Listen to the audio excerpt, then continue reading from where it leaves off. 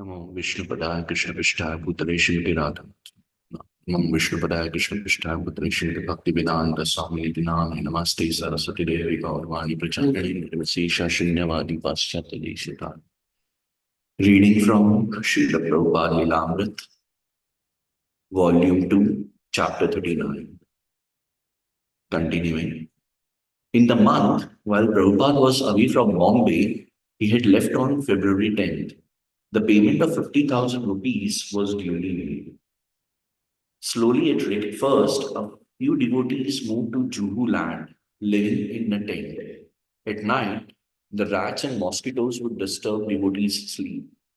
While attempting to clear the overgrown weeds, they came upon empty liquor bottles and overflowing sewage. Without Prabhupada present, their resolution grew weak.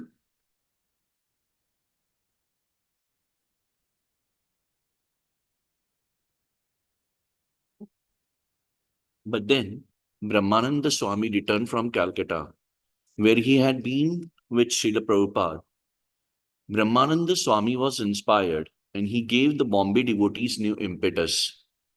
They would have to clear the land and raise a pandal right away. Brahmananda Swami had never put on a pandal program before, but he hired a contractor to build several chatai, palm frond, houses for devotees and a festival tent. Even before the construction could begin, however, the devotees would have to thoroughly clean the land.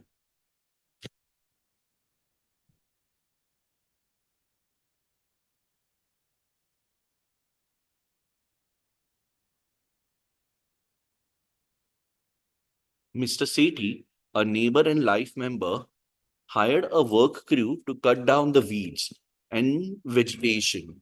And several members, friends in Bombay, also came forward to assist. Mr. N offered to help by sending one of his assistants, Mr. Matar, to organize the hired laborers in clearing the fields. The devotees also worked in preparation for Prabhupada's return. Shri Radha Ras Bihari arrived at Hare Krishna land in a taxi, riding across the laps of several devotees. They had moved before, and this time their residence was a tent. They had first come to be with the devotees of Bombay during the Pandal program at Cross Maidan in downtown Bombay.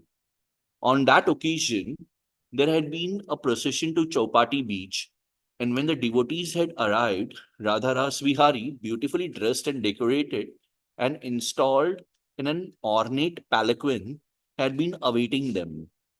Krishna was white marble and held a silver flute. Radharani's right hand, palm forward, extended a benediction. They were beautiful. After their first appearance at Chowpatty, Radha Ras Vihari had moved to the Akash Ganga building, where gradually the devotees had established a decent standard of deity worship. When Prabhupada had left orders that Radha Ras Vihari should move to Juhu as soon as down payment was made, some of the devotees had questioned him. Why should the deity move before the facilities were proper? Shouldn't they wait until the temple was built? Once the deity is installed on a piece of property, Prabhupada had replied, no one will remove them. More than anyone else, Prabhupada was aware of the proper worship to be offered to Radha Ras Bihari, but his emphasis now was on securing the land.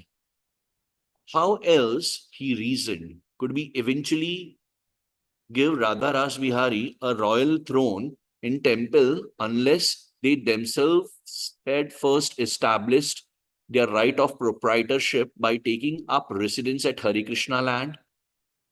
The arrival of Radha Ras Bihari at Juhu also meant increased difficulties for devotees who now had to struggle to maintain the morning puja and cook 6 daily offerings in the meager kitchen.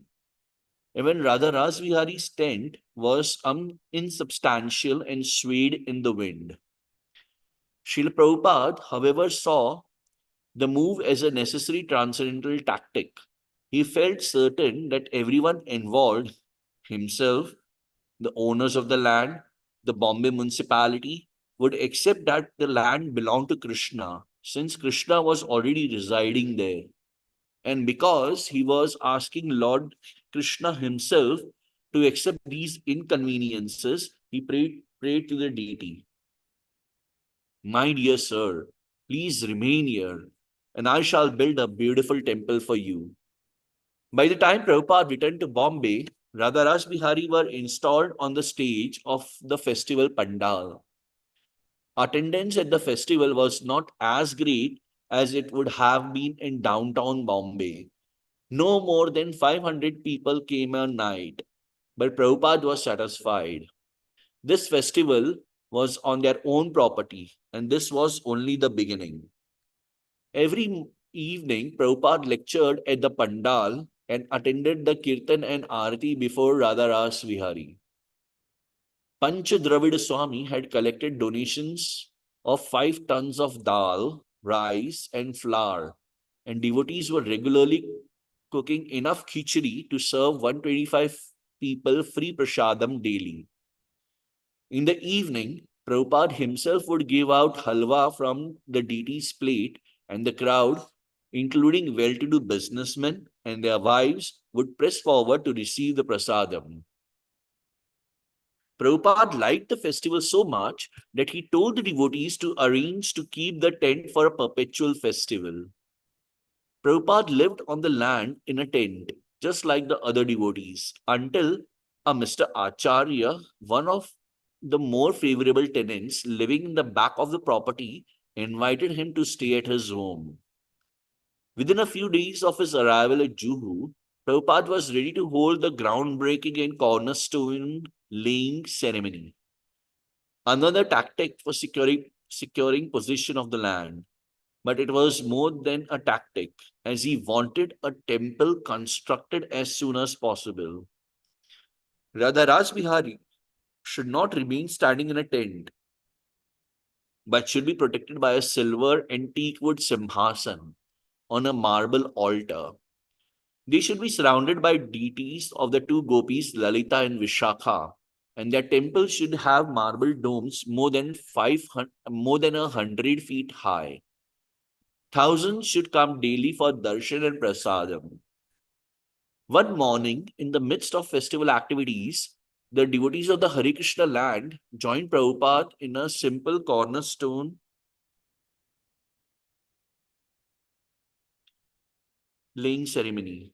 They had dug a deep ceremonial pit and surrounded it with bricks. Prabhupada descended and placed the deity of Shesha. Then, sitting on a simple platform, Prabhupada accompanied the kirtan by playing a brass gong, while one by one the devotees came before him and threw dirt into the pit, filling it with smoke rose from the sacrificial fire. Prabhupada was outraged that Brahmananda Swami had agreed to pay the contractors 40,000 rupees for the pandal construction. It was same old thing, the foolish Western disciples getting cheated. Prabhupada refused to pay. 4,000 rupees should be more than enough. When the contractors came to see him, he told them that he had little money and they would have to be satisfied with 4,000 rupees. They protested, but Prabhupada became angry and insisted, "Accept it, you are making 500% profit." As soon as they see us, Prabhupada said later, they say, "These Americans have got money. Our work is going on in India, but as soon as money is being spent, 50% is being spoiled because you Americans are inexperienced. What can be done? The Indians want your money and they cheat like anything." During the Pandal festival, the tenement neighbors had become disturbed by kirtans over the loudspeaker. They were already disturbed that their landlord, Mr. N, was slow to repair the buildings and would sometimes let them go a full week without water before fixing the plumbing.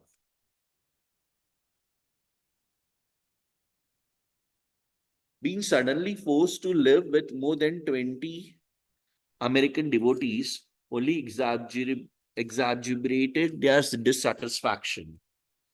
Some of the neighbors were converted Christians and unsympathetic to Vaishnavism. They even feared their children might again be converted to Hinduism. Some tenants claimed the devotees were infringing on their privacy. Some criticized the devotees for arguing among themselves, and others criticized that the unmarried men and women were living in close proximity, even though in separate quarters. A few of the neighbors, however, could see that Western Vaishnavas were struggling to sincerely worship Radha and Krishna. None of the tenants criticized Prabhupada. However, so when he was present, he was able to pacify them and resolve any disagreements. But Prabhupada knew that after he had left, the situation could easily become volatile. Prabhupada was planning an extensive world tour, traveling eastwards to Australia, Japan, Hawaii, the US, and perhaps Mexico and Europe. He might be as long as half a year before he would return to India, and he wanted to progress smoothly in Bombay without him. A few days before Prabhupada's departure, Madhudvishya Swami complained, "I am not feeling very enthusiastic here. I think I need a change."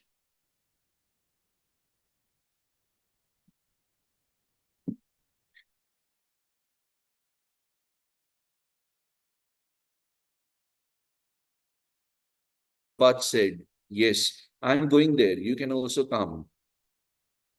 Brahmananda Swami told Prabhupada that the preaching was deteriorating in Nairobi in his absence, and Prabhupada agreed that he should return to his duties there. Again, Prabhupada had to choose a new Bombay manager, and this time he chose Giriraj.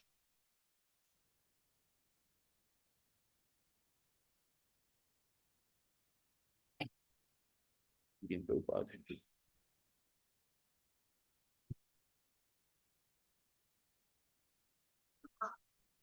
Again, Prabhupada had to choose a new Bombay manager, and this time he chose Giriraj.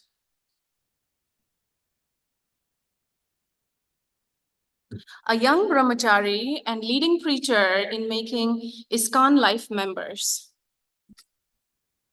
Prabhupada reasoned that since their sense of management was to collect donations and make life members, and since Giriraja was expert at that, then even though he was young and otherwise inexperienced, he had the most important qualifications.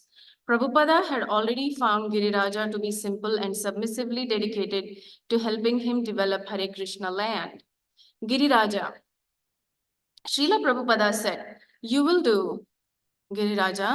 So I said, "Yes, Srila Prabhupada, whatever you say."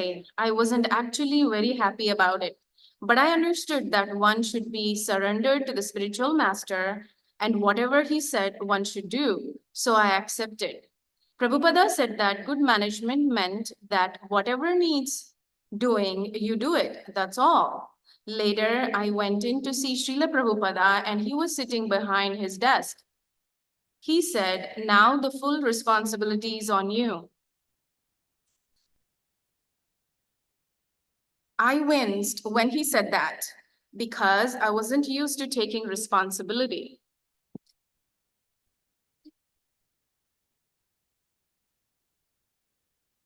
During Prabhupada's stay in Bombay, Hans Kielman, a young architect from Holland, had come to hear the lectures and had become interested in Krishna consciousness. Prabhupada convinced Hans to become a devotee and to help build the Hare Krishna city in Bombay. Under Prabhupada's direction, Hans at once began to make architectural drawings for the buildings. "Hans," Prabhupada said, "now you listen carefully. Lord Krishna has sent you here. You must design these temples for him. You must do these very sincerely and not be afraid. I was completely surrendered. That moment was really ecstasy for me. He had a pile of photographs on his desk and he gave them to me and said, "Look at this." I looked at the pictures and they were photographs of New Govindaji temple in Vrindavana. He said, "I want you to make a design like this." So I asked him, "How big, Srila Prabhupada?" He gave me a piece of typing paper and said I should draw on this paper. Then he gave me the photographs and a pencil and a ruler. He took me to the next room and told me to sit down at the table. Pradyumna was there with all his Sanskrit books. Shyamasundara was there typing the letters, and suddenly I was in between making the drawings. Prabhupada said Giriraja and the others would have to collect 64 lakhs of rupees for the construction. The devotees had no idea how they would raise even a fraction of that amount. But Prabhupada gave them some ideas. He talked to them about enlisting the support of influential men by using the Bhent Nama system, whereby a person purchases the use of a guest room for life. And there were other ways. But the immediate step was to get the land. They had possession of the land, but before building, they should have the deed. Since Mr. N was already overdue in delivering the deed, Prabhupada told Giriraja to press him to comply with the written agreement and deliver the deed at once. In Prabhupada's last lecture in Bombay, he spoke about the 6 Goswamis of Vrindavana and the bittersweet ecstasy of their hankering to be with Krishna. Some of Prabhupada's disciples took it that Prabhupada was speaking about this because he was himself going to be leaving for a long time. At the airport the next day, there was a joyful farewell as Prabhupada waited for his flight to Australia. Sitting in the VIP lounge, surrounded by devotees, Prabhupada watched Madhudvisa Swami lead an ecstatic kirtana.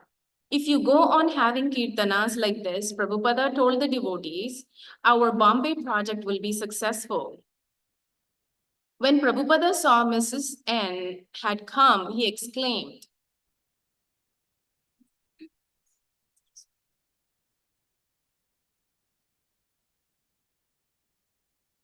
here.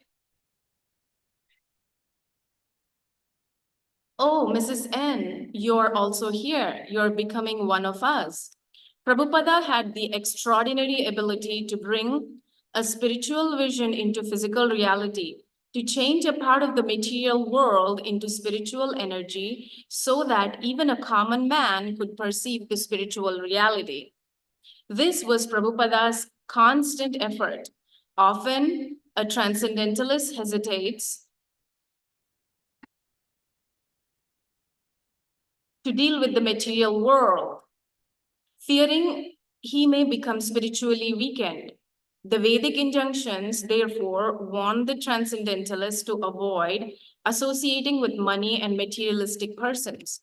But Prabhupada, following the principles taught by Srila Rupa Goswami, saw that everything material had the potential of being used in the service of Krishna and thus of regaining its spiritual nature. Following this principle, an expert devotee, although apparently acting within the material sphere, could remain always in touch with the spiritual energy. For such a devotee, nothing was material. In the Vedic scriptures, the great devotee Narada Muni, because of his ability to convert materialistic men into devotees, is referred to as Chintamani touchstone. Just as Chintamani is said to convert iron into gold, so Narada could transform a beast-like hunter into a pure Vaishnava. And as Narada is glorified in the Vedas for accomplishing such feats in bygone ages, so Srila Prabhupada is a similarly potent touchstone in the present age.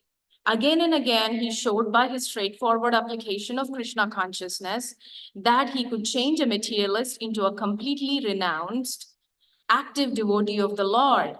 And now, after recruiting a number of devotees from Maya's camp, he wanted to engage them in transforming as much as possible of the material world into living spirit. By his transcendental visionary words, he was attempting to convert stone and human energy into glorious spiritual temples. While ambitious materialists sometimes criticize transcendentalists as unproductive, Prabhupada, because of his constant activity, could never be so accused. Rather, people would criticize him as being a capitalist in the dress of a sannyasi. But such criticism never deterred Prabhupada. He was carrying out the desires of the previous acharyas. He had written his conclusion in his Srimad Bhagavatam even before coming to America in 1965. Therefore, all sages and devotees of the Lord had recommended that the subject matter of art, science, philosophy, physics, chemistry, psychology, and all other branches of knowledge should be wholly and solely applied in the service of the Lord. Prabhupada wanted to convert significant portions of the material world into spiritual world. In attempting to construct a spiritual city in Juhu, he realized he was launching a major attack against Maya. Within a few months, so many complications and headaches had already disturbed his plans, and more would come. The battle was just beginning. Sometimes Prabhupada's disciples found the work to be draining and stressful. They would become bewildered. They had come to spiritual life for bliss, not for anxiety. Prabhupada's presence and his constant encouragement helped them remain steadfast. He knew that once they tasted the nectar of selfless dedication to Krishna, they would never accept anything lesser. He would encourage them, reminding them of the words of spiritual predecessors like Bhaktivinoda Thakura, who had said, difficulties undertaken in the course of your devotional service, I will consider the greatest happiness.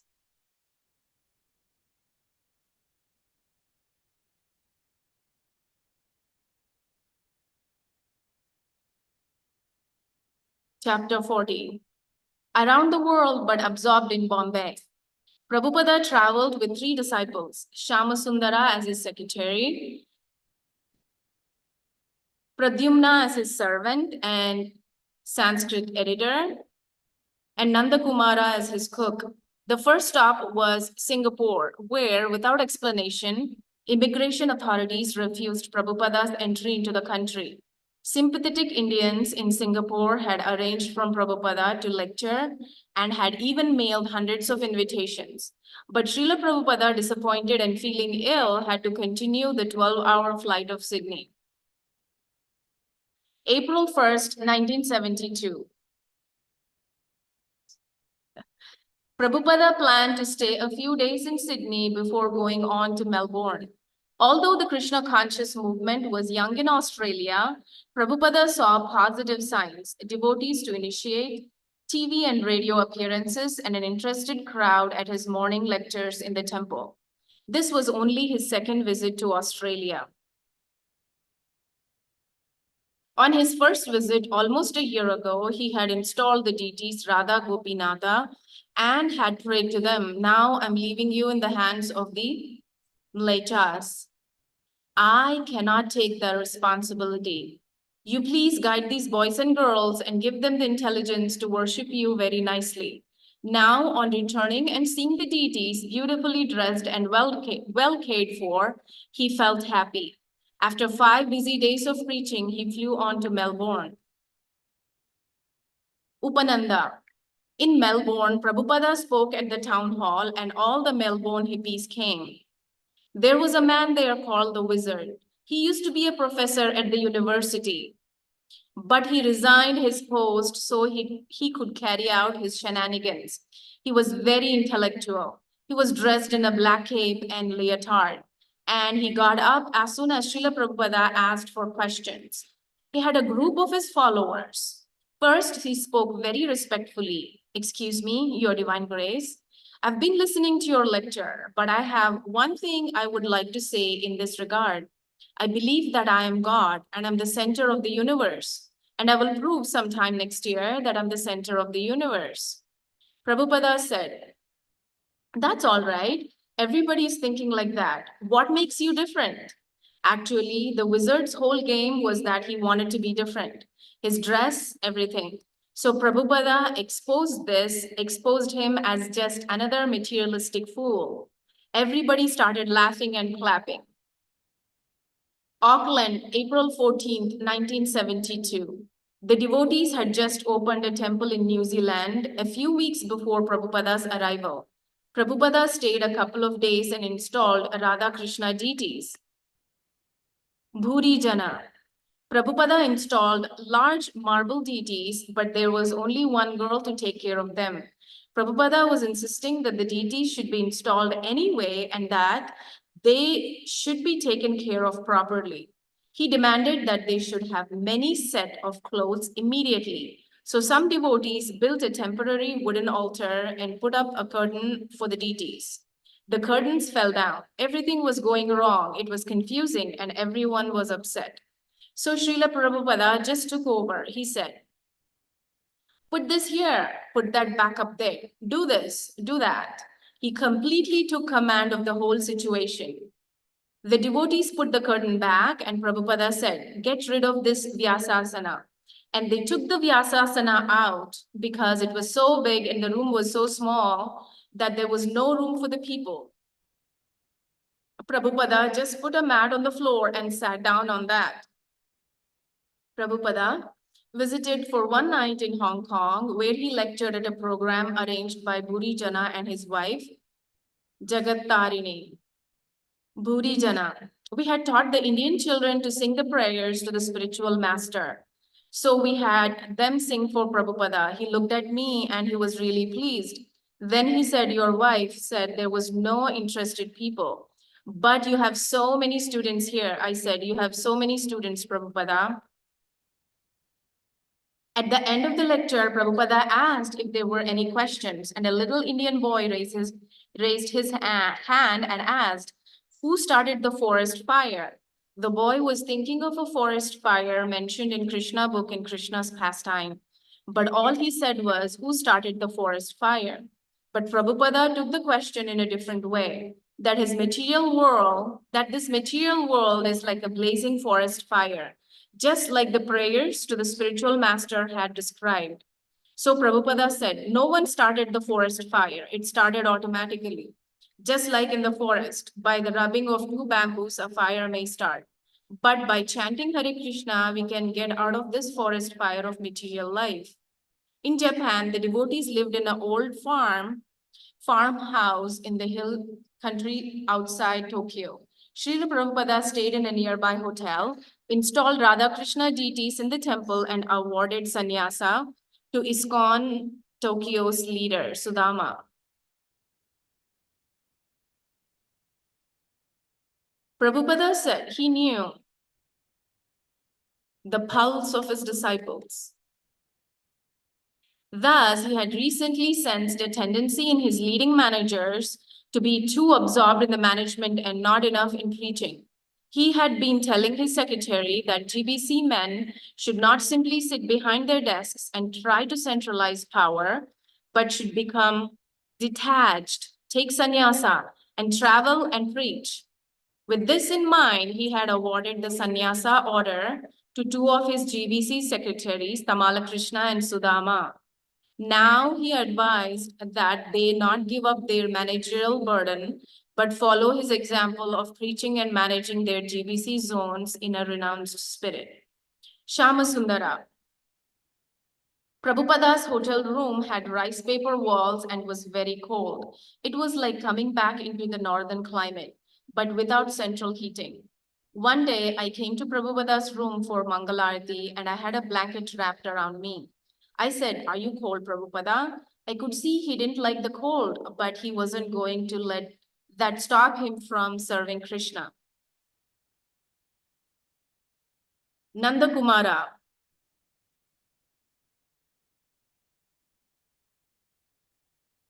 At the Sunday feast, there was about 30 Japanese people, mostly young, and every single one brought Prabhupada a flower, but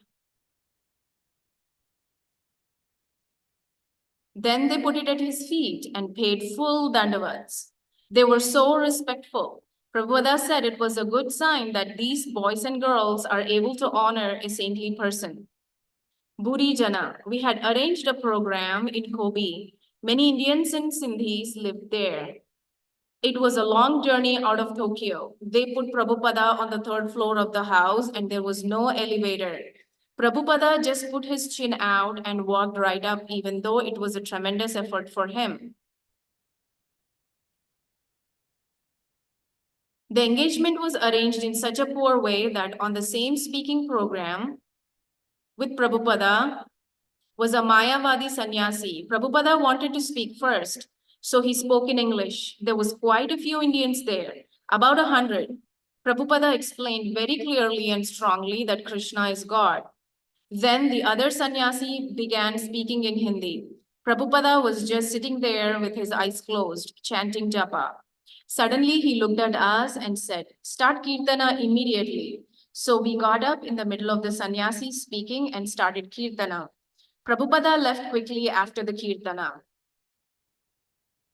When we got back to the room with Prabhupada, he explained what had happened. He said first he was preaching nicely, then he started explaining Panchopasana, about the 5 different features of the Absolute. And then when he said that the Supreme is ultimately impersonal, I could not tolerate it.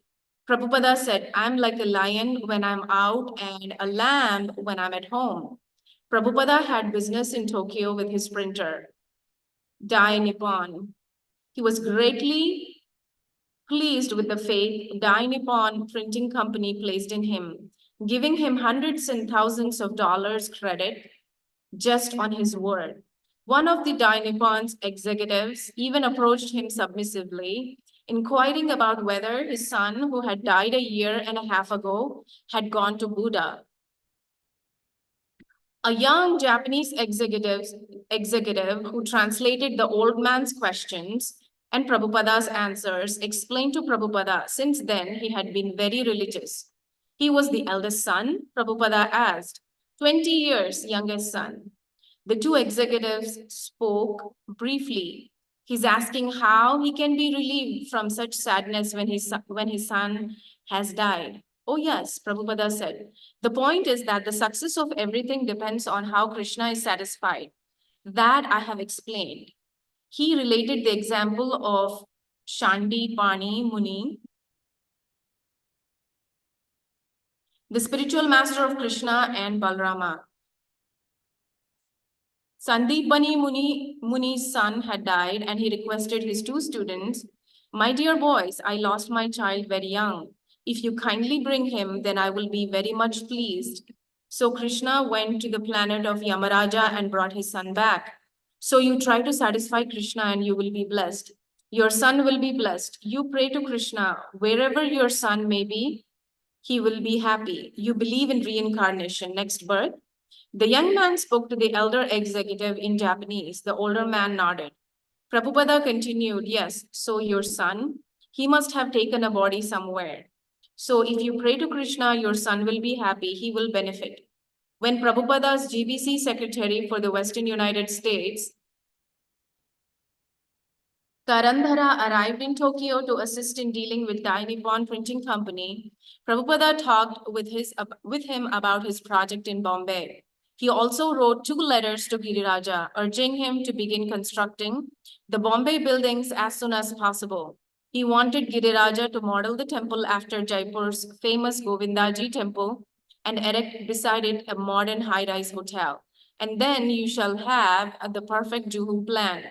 Prabhupada said, Hans, now Surabhi should finish the drawings and get the city council's approval by June so that they could begin the foundation before the monsoon. I do not think that it is possible, Prabhupada wrote, but if you can try for it, that will be nice. Hawaii, May 6, 1972. During Prabhupada's week-long stay in Honolulu, he installed the 5 deities of the Panchatattva, Lord Chaitanya, Lord Nityananda, Lord Advaita, Lord Gadadhara, and Sri Srivasa. He also lectured on yoga at a local yoga meditation center. During his morning walks on the beach, he spoke about the fallacies of Darwinism Waikiki Beach, he commented, was not just beautiful as Juhu. Nandakumara. At this time, all the devotees in Hawaii were wearing sleeveless t-shirts and bright colors. They had really big shikhas hanging down very long. Prabhupada said, Gaudiya Vaishnava's shikha is 1.5 inches across. No bigger. Bigger shikhas means another sampradaya, and they had to be knotted. So I told everyone that, and they came back all bright and shiny with saffron shirts and proper shikhas. Govinda Dasi, Prabhupada stayed at a big house on the Makapu side of Oahu, right on the ocean, a very pleasant place. In the morning, Prabhupada would walk on the beach, and when he would return from his walk, he would sit down on a wooden bench on a little rock patio. We would all sit around, and he would give a little morning lecture. Later, he would walk around and around in his room chanting. One evening, I went in while he was chanting. He said, 16 rounds finished today? And I said, yes, Srila Prabhupada. I'm on my 16th round now. He said, that is good. Prabhupada was also thinking a lot about his Bombay center, and he asked me to do an architectural rendering of his idea for the Bombay buildings. Fortunately, an architect friend drew it up very nicely, and Prabhupada was pleased with it. Prabhupada had received a letter from a French disciple, Mandakini Devidasi, was going to join a Russian boy in the Soviet Union. She was going there to marry him and assist him in propagating Krishna consciousness. When Prabhupada read this letter, he smiled in ecstasy.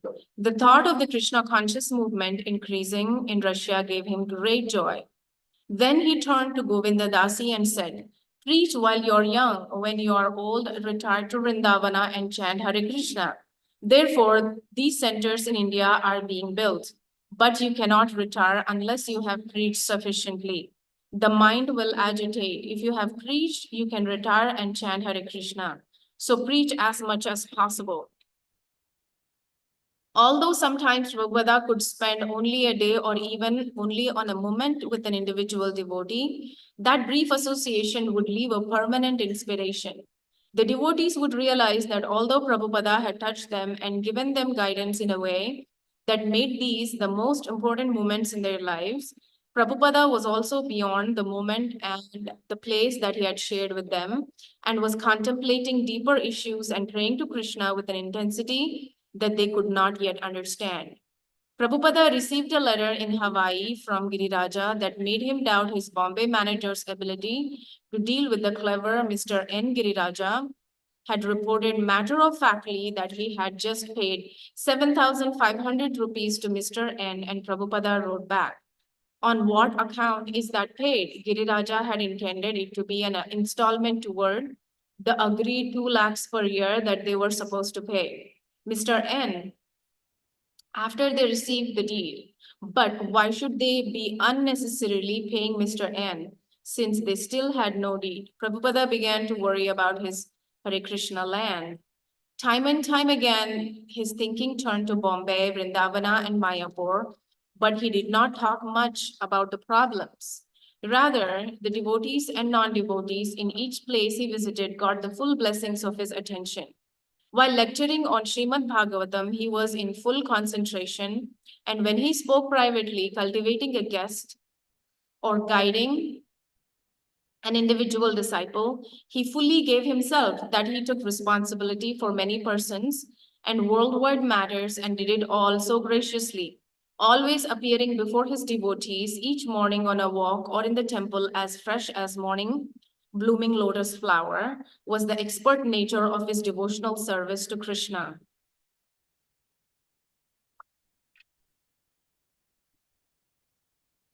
He was open and simple with a motive so pure that anyone could see it, and yet he was also grave beyond anyone's vision.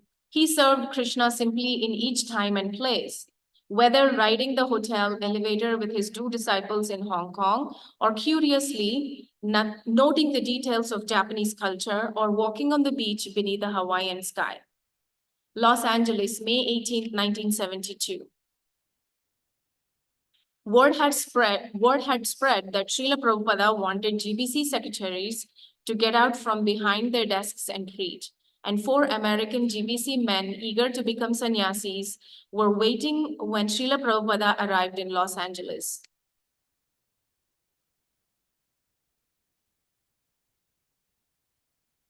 Sattva-rupa. Prabhupada said that because we were taking sannyasa in the prime of youth, we had ample opportunity to do much more than he.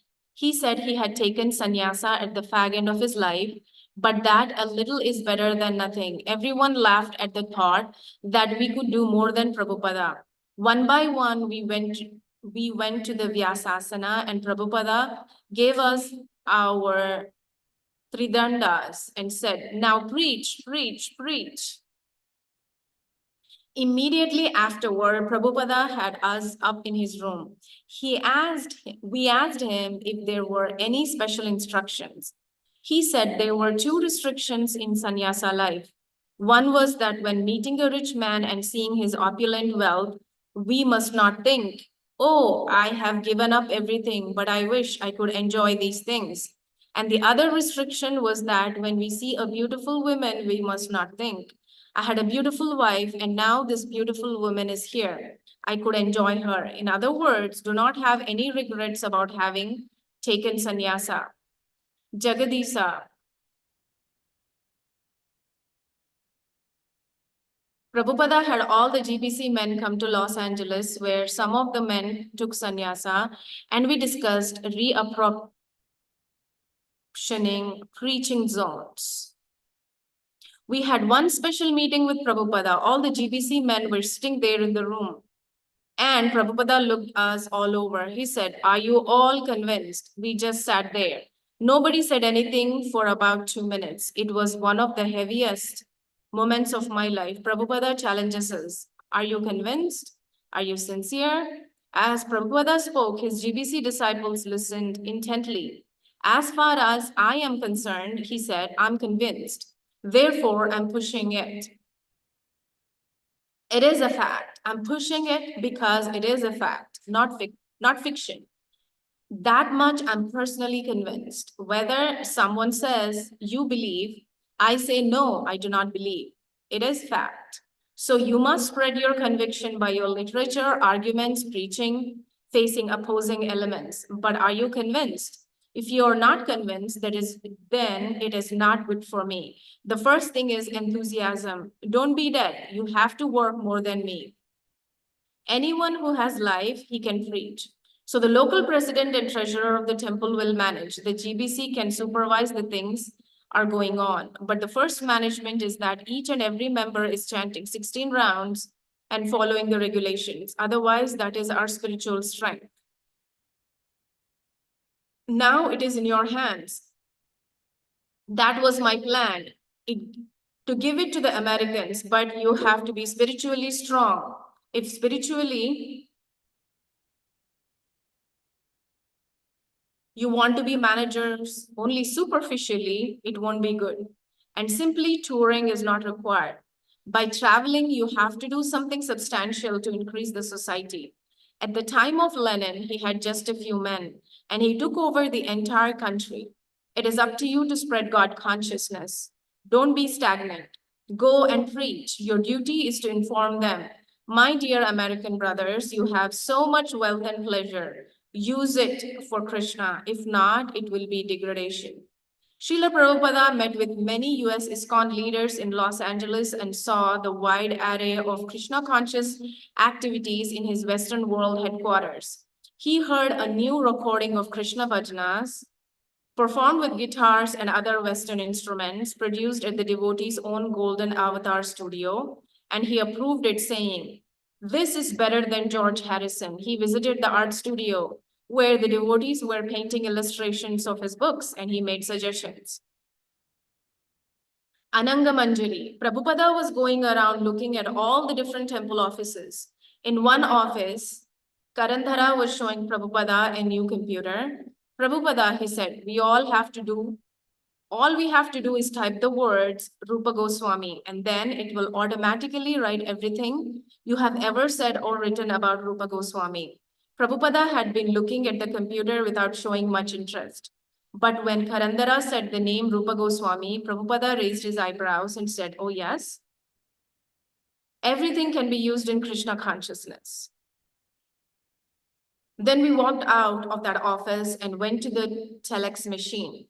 Prabhupada sat before it in the chair, and everyone stood around him while Karandara explained what the machine did. It can write a message all the way to New York, and they can send a message back immediately. Srila Prabhupada. So Karandara typed on the telex machine, "Hare Krishna, all glories to Srila Prabhupada, please respond." There was no answer, so he typed it again and again. There was no answer. So he typed it out again, and this time he typed it out, "All glories to Srila Prabhupada. Srila Prabhupada is sitting right next to me to the telex machine. Please respond." All of a sudden, the machine started typing out a reply, and Prabhupada was sitting there watching it. The type read, "Dear Srila Prabhupada, please accept our most humble obeisances at your lotus feet. We will be very eager to see your divine grace in 3 days in New York." Srila Prabhupada spoke out, "Jai Hari Bol." The message from New York was signed by many devotees, and Prabhupada just smiled and said, "This is very nice." At this time, distribution of Prabhupada's books by his disciples was taking on a new dimension in America, and Prabhupada heard the latest reports. From the beginning of his preaching in the West, he had stressed printing and distributing his books as the most important method of preaching Krishna consciousness. He said his spiritual master had told him to print and distribute books and that he was following blindly. Bhaktisiddhanta Saraswati had been pleased if a disciple distributed even only a few copies of his magazine. In the beginning years of ISKCON, Srila Prabhupada had been pleased when his disciples had distributed a few hundred copies of Back to Godhead each month. Gradually, his will for increasing the distribution of transcendental literature had manifested through certain devotees. In Los Angeles in 1968, Tamala Krishna had daily taken a large Kirtana party downtown. The party, in addition to chanting and dancing, had circulated among the crowd and distributed Back to Godhead magazines, as many as 100 in a single day. When Prabhupada had heard these reports, he had felt encouraged and had asked for the devotees to increase. Prabhupada saw book distribution not only as the best method of preaching, but also as a fair means of income. In India, the brahmacharis in the traditional Gurukula system would beg from door to door, but in the West, such a practice would not be respected. "But every gentleman will give a quarter for Back to Godhead," Prabhupada had said. Even as Prabhupada turned more toward India and his projects there, he continued to encourage his disciples, especially in the West, to distribute his books. "Please increase your program of distribution to the public as well as trying to place our books and magazines in the libraries. I am simply interested in the book distribution." To the devotees in New York, he had written in 1971, "I'm especially pleased to hear that your distribution of books and magazines has increased. Go on in this way, increasing more and more. Each time someone reads some solid information about Krishna, his life becomes changed in some way. These literatures are the solid ground upon which our preaching stands. So I want that they should be available to everyone, as many as possible. So please try for this." To the devotees in Australia, he wrote, "The best news is that you're increasing nicely the distribution of my books and literature. This is the best activity, to distribute solid information about Krishna. Our preaching stands solid on these books. No other movement has such a vast background of authority." And to the devotees of Africa, Prabhupada wrote, "Distribution of books and magazines is our most important activity. Without books, our preaching had no solid basis. Especially the Africans want our books." Srila Prabhupada said that if there were ample books, then everything else in ISKCON would succeed. Practically, our society is built on books. One book is not very impressive. Still, a blind uncle is better than no uncle at all. So it is very nice that one book had appeared and that BTG is appearing at least several issues in other languages. But now try to produce at least 4 or 5 new books. per year in several languages, plus regularly BTG every month. Apply yourself fully to this very great responsibility of producing numerous books in foreign languages. Back in 1968, when 10,000 copies of teachings of Lord Chaitanya had arrived at the temple in New York, Brahmananda Swami had wondered how they would ever distribute so many hardbound books on the lofty philosophy of Lord Chaitanya. But in 1970, with the publication of another book, Krishna, the Supreme Personality of Godhead, some of the devotees in San Francisco had begun to go door to door, person to person, and sell the books. And not only one or two books, but 20, 30, even 40 a day. The enthusiasm had spread as devotees in other temples had begun to sell increasing numbers of Srila Prabhupada's books. Next, the young man had begun traveling in vans, going out all day, day after day, to discover the greatest ecstasy of distributing Prabhupada's books. Then a competition has started. Keshava's boasts that the devotees in San Francisco were the best, had drawn challenges from the devotees in Los Angeles, New York, Denver, and Dallas. A Sankirtana fever had begun, and at the center was Srila Prabhupada, assuring that unquestionably book distribution had the topmost priority of all his missionary activities. Prabhupada also stressed that all the devotees should regularly study his books. The books were not only for the public, the devotees must read them and know them, or else how could they preach? In the Los Angeles temple room, Prabhupada would have the devotees take part in pronouncing and chanting responsively to daily Sanskrit verse from Srimad Bhagavatam. Then individual devotees would take turns chanting the verse alone, while the other devotees would again respond collectively. Hridayananda Goswami, when Prabhupada came to Los Angeles in 1972, he started the Bhagavatam class where everyone chanted the Sanskrit. One effect was that devotees became more grave, a little more civilized. Just at that time, things were a little wild in America. The Sankirtana parties were doing so many wild things, staying out all hours of the night, sleeping anywhere, eating anything. Previously, the temples had been a little sedate and actually even a little dry because the devotees weren't giving out many books. And then when the Sankirtana got a little heavy, it was almost like a rodeo consciousness, this wild Sankirtana, like bronco bursting. But Prabhupada came and introduced the chanting of Sanskrit mantras word for word, and the devotees submitted to a more grave and formal program. On the 1st of June, Srila Prabhupada left Los Angeles for Mexico City. He said he would return in a few weeks.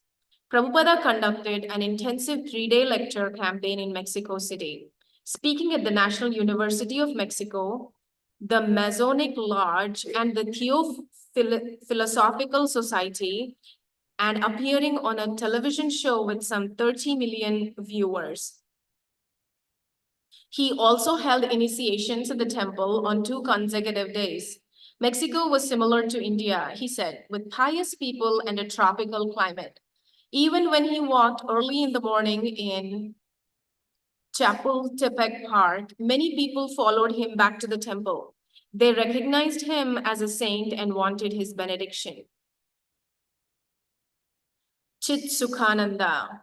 On Sunday afternoon, there were more than 500 people in the temple room. After the lecture, Srila Prabhupada went back to his room alone, and there was a big Sankirtana with 500 to 600 people chanting, Jaya Prabhupada, Jaya Prabhupada, Jaya Prabhupada, Jaya Prabhupada. They became very, very ecstatic. It seemed like the temple walls were going to come down. It was in Srila Prabhupada's room, and he said, "What is this, Kirtana? They're making so much noise." I said, "They're chanting your name, Srila Prabhupada." And I went down to see what was going on.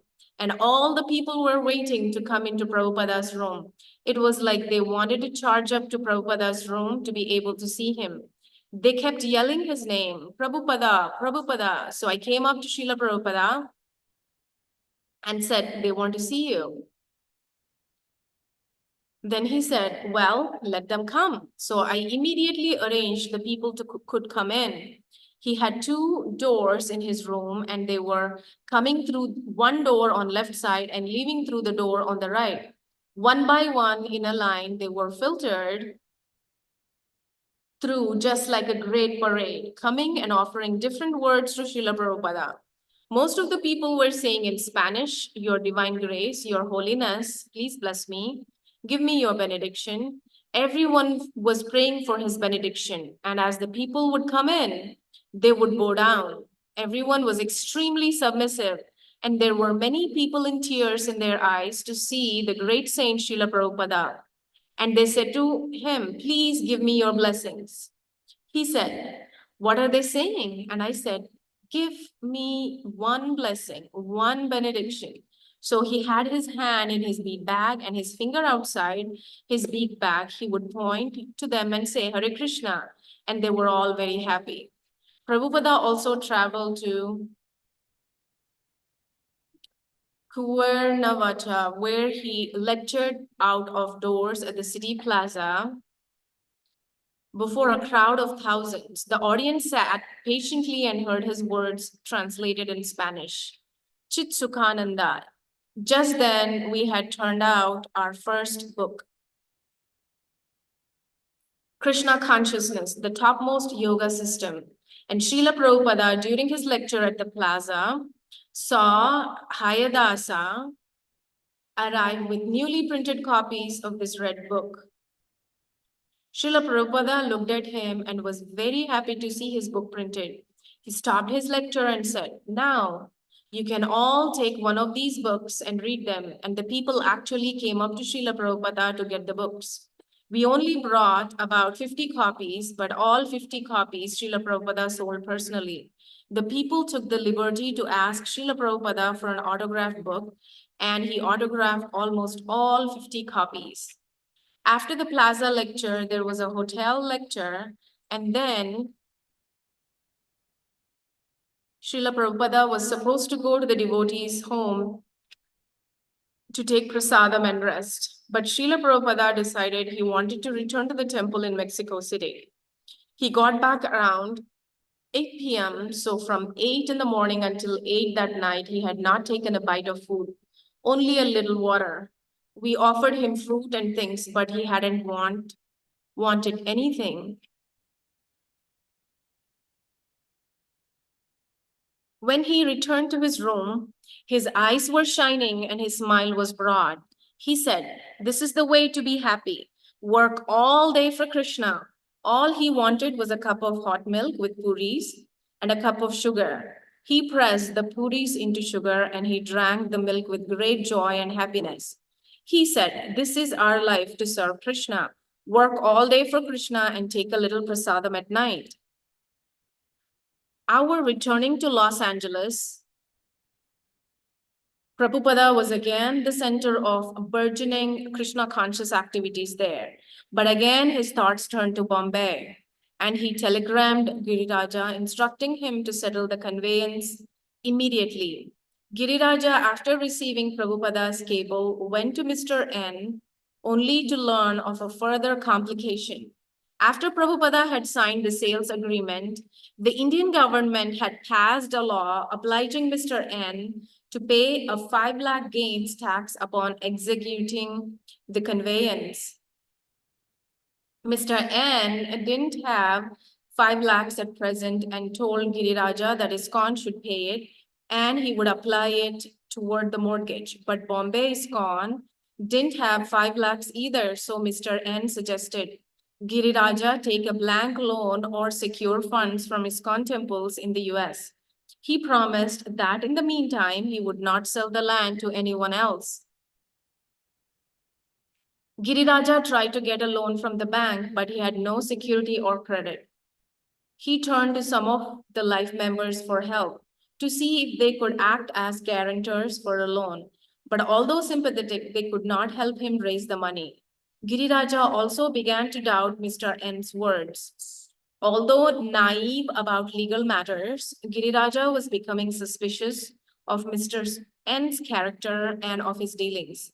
Talking with his life members, Giriraja learned that actually Mr. N was notorious for illegal business tactics. When previously Mr. N had signed an agreement with C company for the very same land he was now selling to Prabhupada, the sale agreement had eventually been cancelled because C company had not gotten permission from the municipality for subdividing plots of land, and one of the conditions of Mr. N's sale of the land had been that C company get government permission to use the land. According to some of the businessmen with whom Giriraja spoke, Mr. N, through his political connections, had influenced the government against the C company. Mr. N had seemed very helpful, giving the devotees a good price for the land and even providing workers for clearing it. And Mrs. N had often attended Prabhupada's classes.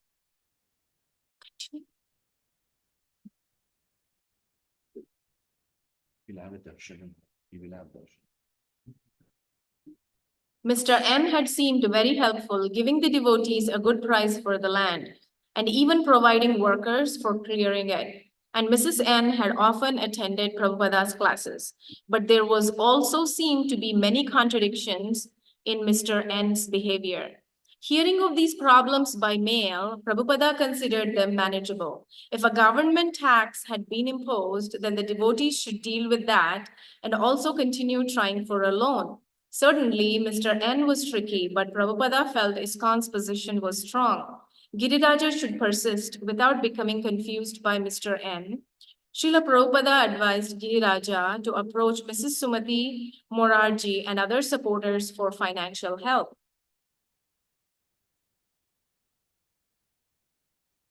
Haribo.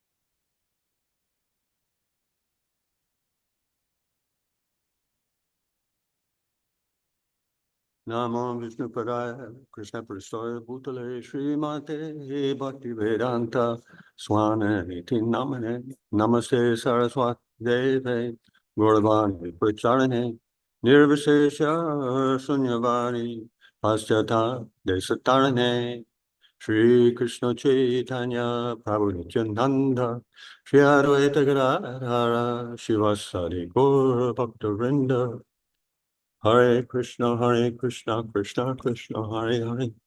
Hare Rama, Rama Rama, Hare Hare. Reading in Srila Prabhupāda-līlāmrta, Volume 2, Text 40, Volume 2, Chapter 40.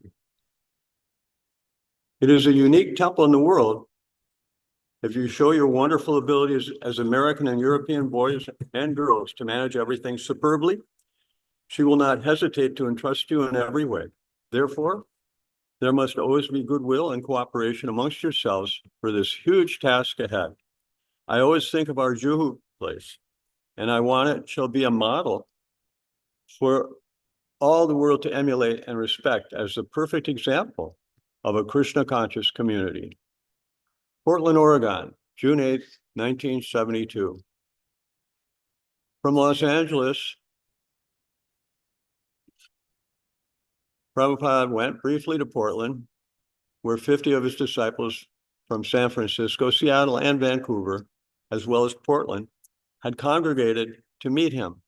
From Portland, he rode by car to Eugene, where he lectured at a large hall before an audience of mostly hippies. Every temple in the US wanted Srila Prabhupada, and although Prabhupada could not visit them all, he remained open to brief visits and public lectures in faraway places. He would sometimes confide to his traveling secretary that his disciples should do this preaching, but then another lecture opportunity would arise, promoted by an enthusiastic group of devotees, and Prabhupada would surprise everyone by agreeing to go. After returning to Los Angeles for 4 days, Prabhupada then flew to New York for a week and then on to London for 2 weeks. In London, George Harrison and Ravi Shankar visited him several times at the Buri Place temple. When George asked if he should shave his head and try to live like the other devotees, Prabhupada replied that he should continue to be a singer. If you tell people to chant Hare Krishna, Prabhupada reminded George, they will do it. July 20th. From England, Prabhupada went to Paris, where he lectured and performed an outdoor initiation ceremony at the Luxembourg Gardens. Hundreds of people, most of them student radicals from the nearby university, gathered to watch. Srila Prabhupada began his talk saying, "You French people have a history of being revolutionary because you are looking for a better way of life." When the words were translated into French, the students cheered and applauded. Srila Prabhupada continued, "Therefore, you should inquire into this Krishna consciousness. It is a revolutionary movement for reviving our original God consciousness." About 30 devotees from Germany had come to Paris, and most of them, along with the many devotees from England, Amsterdam, and Paris, received initiation that day at Luxembourg Gardens. In Paris, Prabhupada also attended a successful 4-day indoor festival where he was pleased to lecture and lead kirtans each night. July 26. In Amsterdam, Prabhupada installed deities of Lord Jagannath, Lord Balaram, and Subhadra, and lectured at Vondel Park before thousands of hippies. One day at Vondel Park, a devotee was addressing the crowd when Prabhupada suddenly told his disciples to stop. "These people are useless," he said, "just hold kirtan." Later, he wrote to a disciple in the West, "We are observing here in Europe, many hippies have become so disgusted with material life, but they are also now so much degraded that they will not hear our philosophy, simply mocking. So our devotees may become very much learned to remove their doubts and become very fixed up in Krishna consciousness. But so far, preaching to the general public, especially the hippie class, it is better not to preach very much philosophy. Just somehow or other get them to chant Hare Krishna mantra. And if some of them are curious to learn something, they may purchase one of our books. Only if they chant with us, that will help them." July 29th. At Edinburgh, Prabhupada was greeted by almost a dozen reporters from various newspapers in Scotland. Peshawar. Edinburgh is a stuffy, puffed up, tradition steeped place, but Prabhupada was very cordial and humble with the reporters. He was giving them so much credit about how nice the country was and how nice Edinburgh was. "What nice buildings we have here," he was saying. "You have 2 colleges here?" Yes, we have 2. Very proud they were. "So you have many students here?" Yes. It's a very affluent city, Edinburgh. Yes, oh yes, very rich and opulent. And then Prabhupada said, "So you have so many students and you have so many nice big buildings. You have so much facility for enjoyment." And they were agreeing. Yes, we have all this. And Prabhupada just looked at them straight and said, "Then why are your universities producing hippies?" They looked at one another. No one could answer.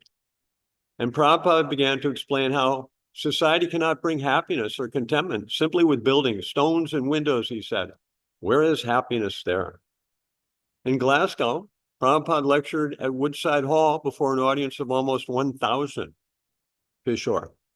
Prabhupada was sitting on stage on his Vyasasan. The crowd was very large, and even the balcony was overflowing. When Prabhupada arrived, the students greeted him like a pop star. They were cheering and whistling. Prabhupada immediately began lecturing very heavily on the basic science of Bhagavad Gita, how Arjuna became a successful devotee by killing all his friends and relatives. At the end of the lecture, I was a little apprehensive as to whether the people would accept that heavy lecture or not, but they cheered and applauded. When it came to question and answer time, one man came all the way down the aisle from the back of the hall and stood at the foot of the stage and looked up at Prabhupada. For several moments, he spoke on and on, talking very proudly, I am this, I am that, and then concluding, I am God. That was the conclusion of his little monologue. The whole crowd was hushed, and I thought, what's going to happen now? Prabhupada simply looked down and let the silence continue for a few moments more. Then Prabhupada spoke. So you are God. You have nothing more to say? You are not God. You are dog. And immediately the crowd stood up and applauded and cheered. The man just looked at Prabhupada and a smile came on his face. With just those few words, he had been defeated. He simply walked all the way back again to the back of the hall and was finished. It was ecstatic because the crowd was participating in the whole thing. They all realized that God is not cheap. Then we had kirtan and everyone in the audience was dancing. At that time, they had gotten a big lax at the door and the local street urchins from this low-class area of Glasgow came into the hall and they all began dancing and singing. Some of them tried to get up on the stage. Prabhupada was also chanting, and so these kids were all trying to get around him and get on the stage to chant.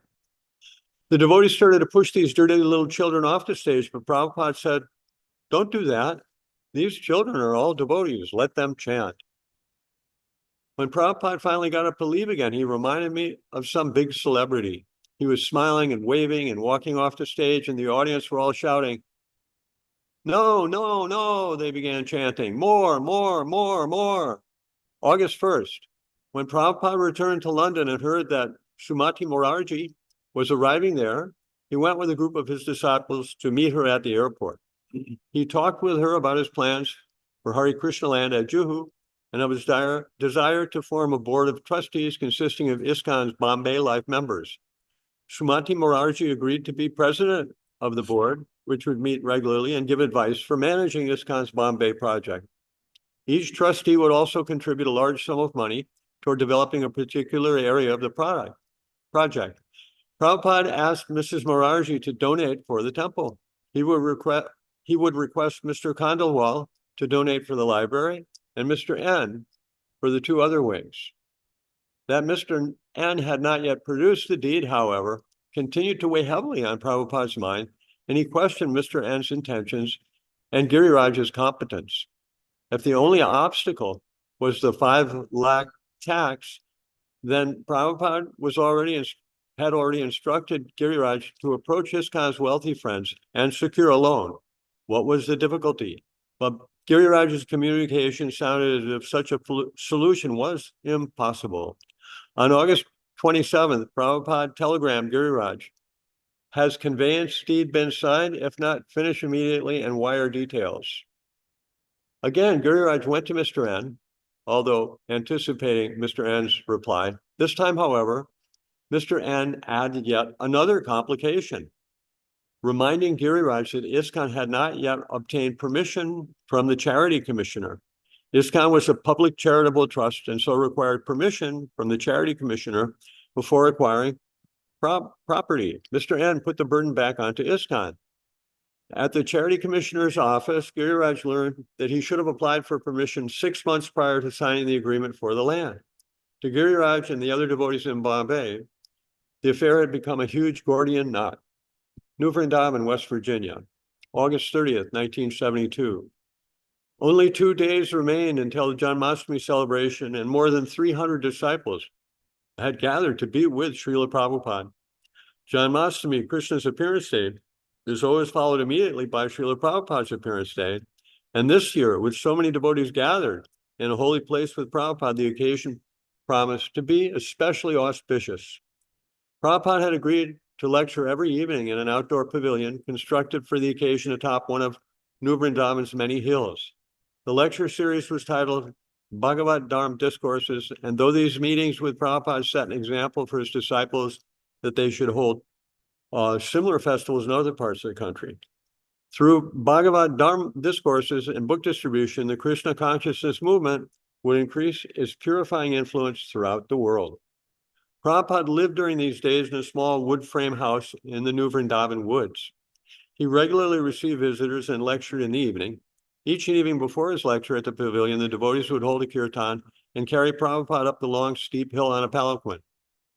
And afterward, as they carried him back down, he would be surrounded by chanting disciples bearing lanterns and torches. Sureshwar.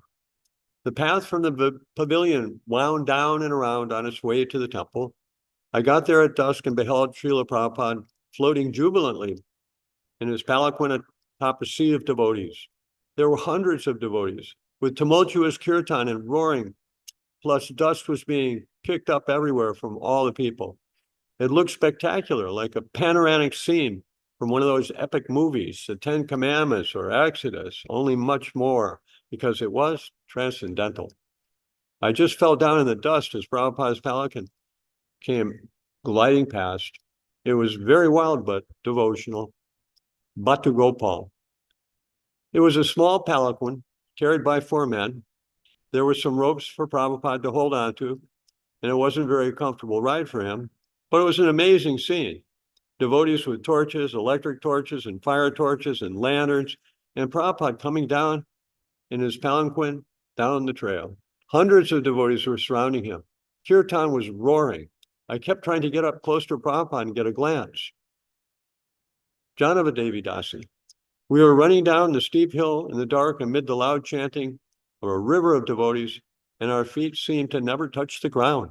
About halfway down, I caught up to the palanquin, but then I realized that being close to Srila Prabhupada meant far more than physical proximity, and that I needed to become much more serious about Krishna consciousness in order to feel less distant from him. On Janmashtami night, Prabhupada went to the temple and listened to readings from Krishna, the Supreme Personality, about Lord Krishna's birth. Around 2 a.m., he noticed many devotees were nodding. You were getting tired, very tired, he said, smiling, and ended the program. Even in the midst of such a large festival, Prabhupada was again plunged into the struggle over Bombay land. A letter arrived from Giriraj explaining his failure to secure the 5 lakhs loan owed the government, and the government refused to grant permission. He also mentioned his suspicion that Mr. N was influencing the Charity Commissioner's decision. Prabhupada had a copy of the purchase agreement with him, and he studied it carefully. Again, he concluded that his position was strong, since he was occupying the land according to the terms of the agreement. He had paid 2 lakhs as promised, but Mr. N had not turned over the deed. Now more money was being demanded, and Prabhupada had said Giriraj should pay this money and get the deed. As for the permission from the government charity commissioner, there was no mention of it in the agreement. Although Mr. N's tactics were apparently bewildering Giriraj, Prabhupada saw them only as empty bluffs. He telegrammed Giriraj, take bank mortgage, pay off N. Before receiving any reply from Giriraj, Prabhupada sent another telegram. Why do you say conveyance impossible? Everything clear in agreement of purchase conveyance to be executed immediately according to terms of agreement of purchase. On Srila Prabhupada's appearance day morning, he went up the hill to the pavilion to speak. It was a beautiful late summer's day, and he sat on the stage on a red Vyasasan beside the deities of Radha Damodar and Lord Jagannath. In addition to hundreds of his disciples, hundreds of guests were also present, the entire audience numbering about 1,000. The festival was a newsworthy turnout of the Hare Krishna movement, and reporters from the New York Times and other newspapers were on hand, along with television film crews. Prabhupada spoke, explaining how although an observer might misunderstand the devotees' worship of their spiritual master, no one should think that the spiritual master was presenting himself as God. Prabhupada compared the spiritual master to a tax collector. As the tax collector collects money only on behalf of the king, so the spiritual master receives honor, but on behalf of Lord Krishna.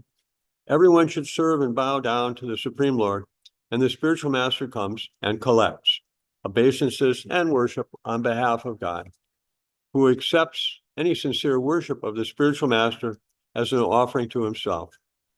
Prabhupada ended his lecture, and a great feast climaxed the day and a half of fasting. Prabhupada then returned to the backyard of his little house, where he talked with some devotees. Vidayananda Goswami. Prabhupada was taking his massage, sitting on a straw mat outside his cabin. Suddenly, 2 little kittens appeared by his mat, and they were rolling around, tumbling. They were wrestling, tumbling, rolling around and around. Immediately I thought, oh, they are contaminated. I have to get them away. The cats actually tumbled right onto Prabhupada's mat. They rolled in a little furry ball right over to Prabhupada's feet. Prabhupada began tickling them under their chins. He was laughing, rubbing under their chins. Then he turned to me, sort of in a very jolly mood, and said, just see, even here, there is love. Shruta Kirti. I was in charge of the kitchen, so I was too busy to see Prabhupada at all. He was there for a week, and practically the whole time I didn't get to see him. I was so upset. I was doing all this service, and I had no opportunity to see Prabhupada. I was cooking until midnight. I felt so bad. So the day before Prabhupada left, Kirtananda Maharaj came up to me and said, so you are going to be Prabhupada's servant. I said, oh no, this is wonderful. No, this is terrible. I was so worried. Then he said, you'll be leaving tomorrow morning to go to Pittsburgh. I thought, wow, that was quick. I didn't know anything about it. The following morning, Kirtananda Maharaj brought me over to the farmhouse Prabhupada was staying at. He took me into Prabhupada's room and said, this is Shruta Kirti. He's going to be your servant. Prabhupada looked, and I paid my obeisances. Kirtananda Maharaj said, he cooks very well, Prabhupada. And Prabhupada said, that's very good. But he hasn't massaged. Maharaj said, I've never done it before in my life. And then Prabhupada said, that's all right. Anybody can massage. It's very easy. Satyanarayan. I was with a group of devotees. We would travel around the country in an old bus preaching. On the bus, we had deities, a kitchen, and a shower. Prabhupada was outside of his cabin when we drove up in the bus. When he came on, we received him just as in a regular temple, and we gave him Charanamrita. He looked at everything and said that there should be hundreds of buses like this. It wasn't such a big event for him, but he really liked it. Satsarup Das Goswami. I saw different leading devotees go down to that house to see Srila Prabhupada on important business.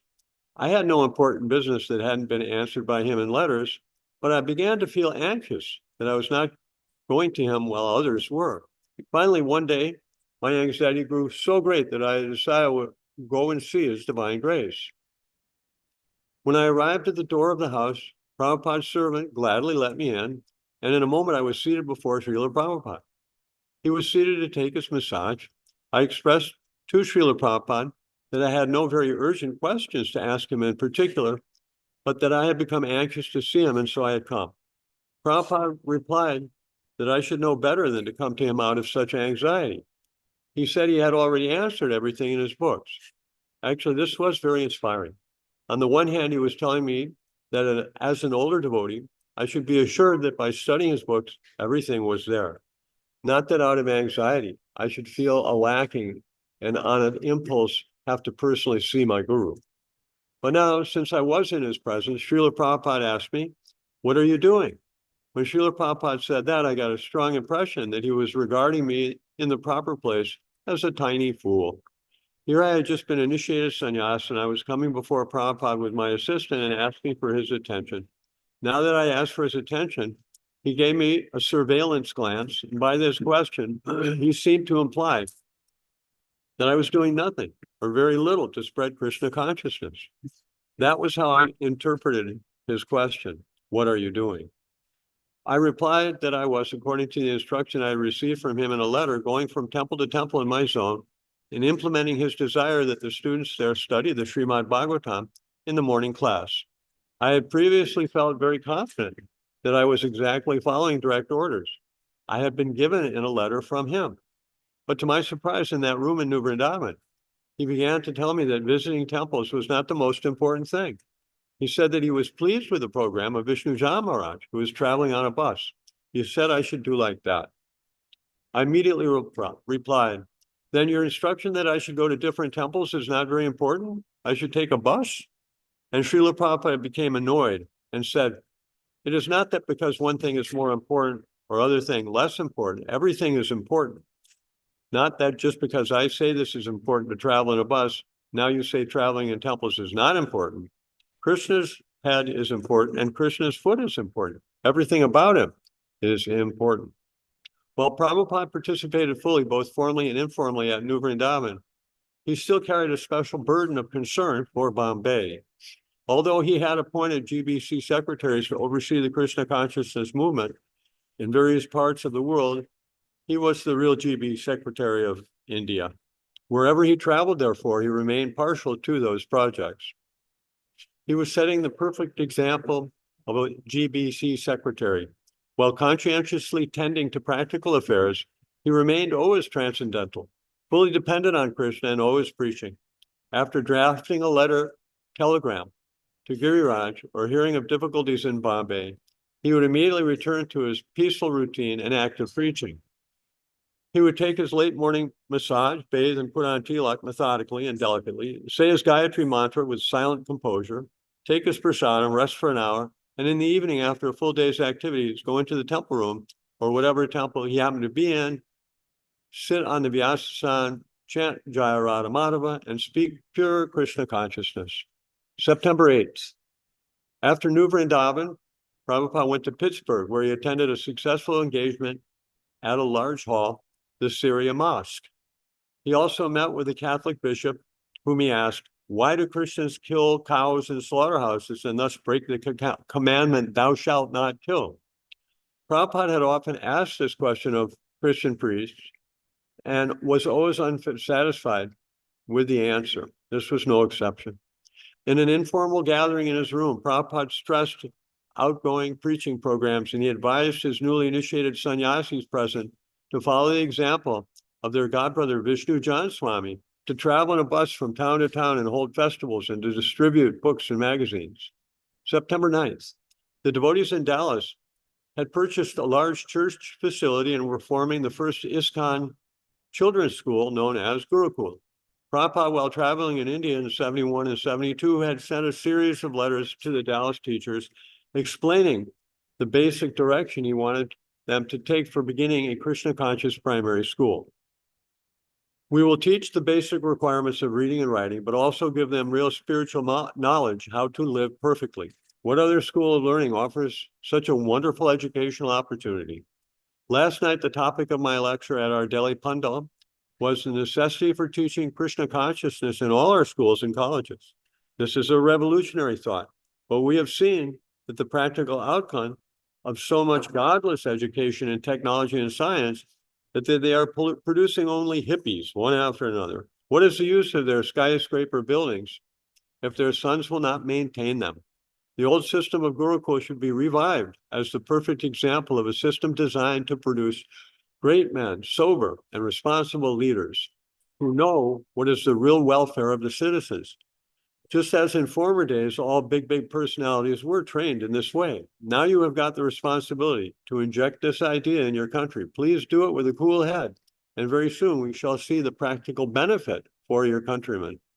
These letters had assured the Dallas devotees that they were doing the most important work for the pleasure of Srila Prabhupada.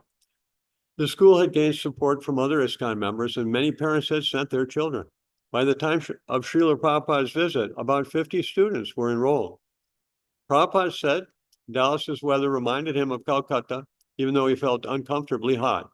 Disdaining the use of air conditioning, he shed his kurta and sat on the lawn with his inexperienced but eager group of teachers.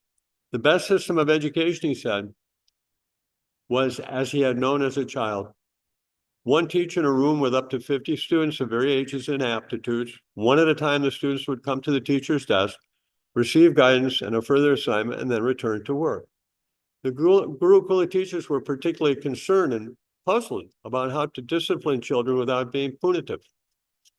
And Prabhupada unhesitatingly solved all their puzzles. He said the students should both fear and love their teachers. The teacher, by stern countenance, may threaten an unruly child and make him submit, but the teacher should not hit the child. The next day, Srila Prabhupada went into a classroom and sat on a cushion before the class.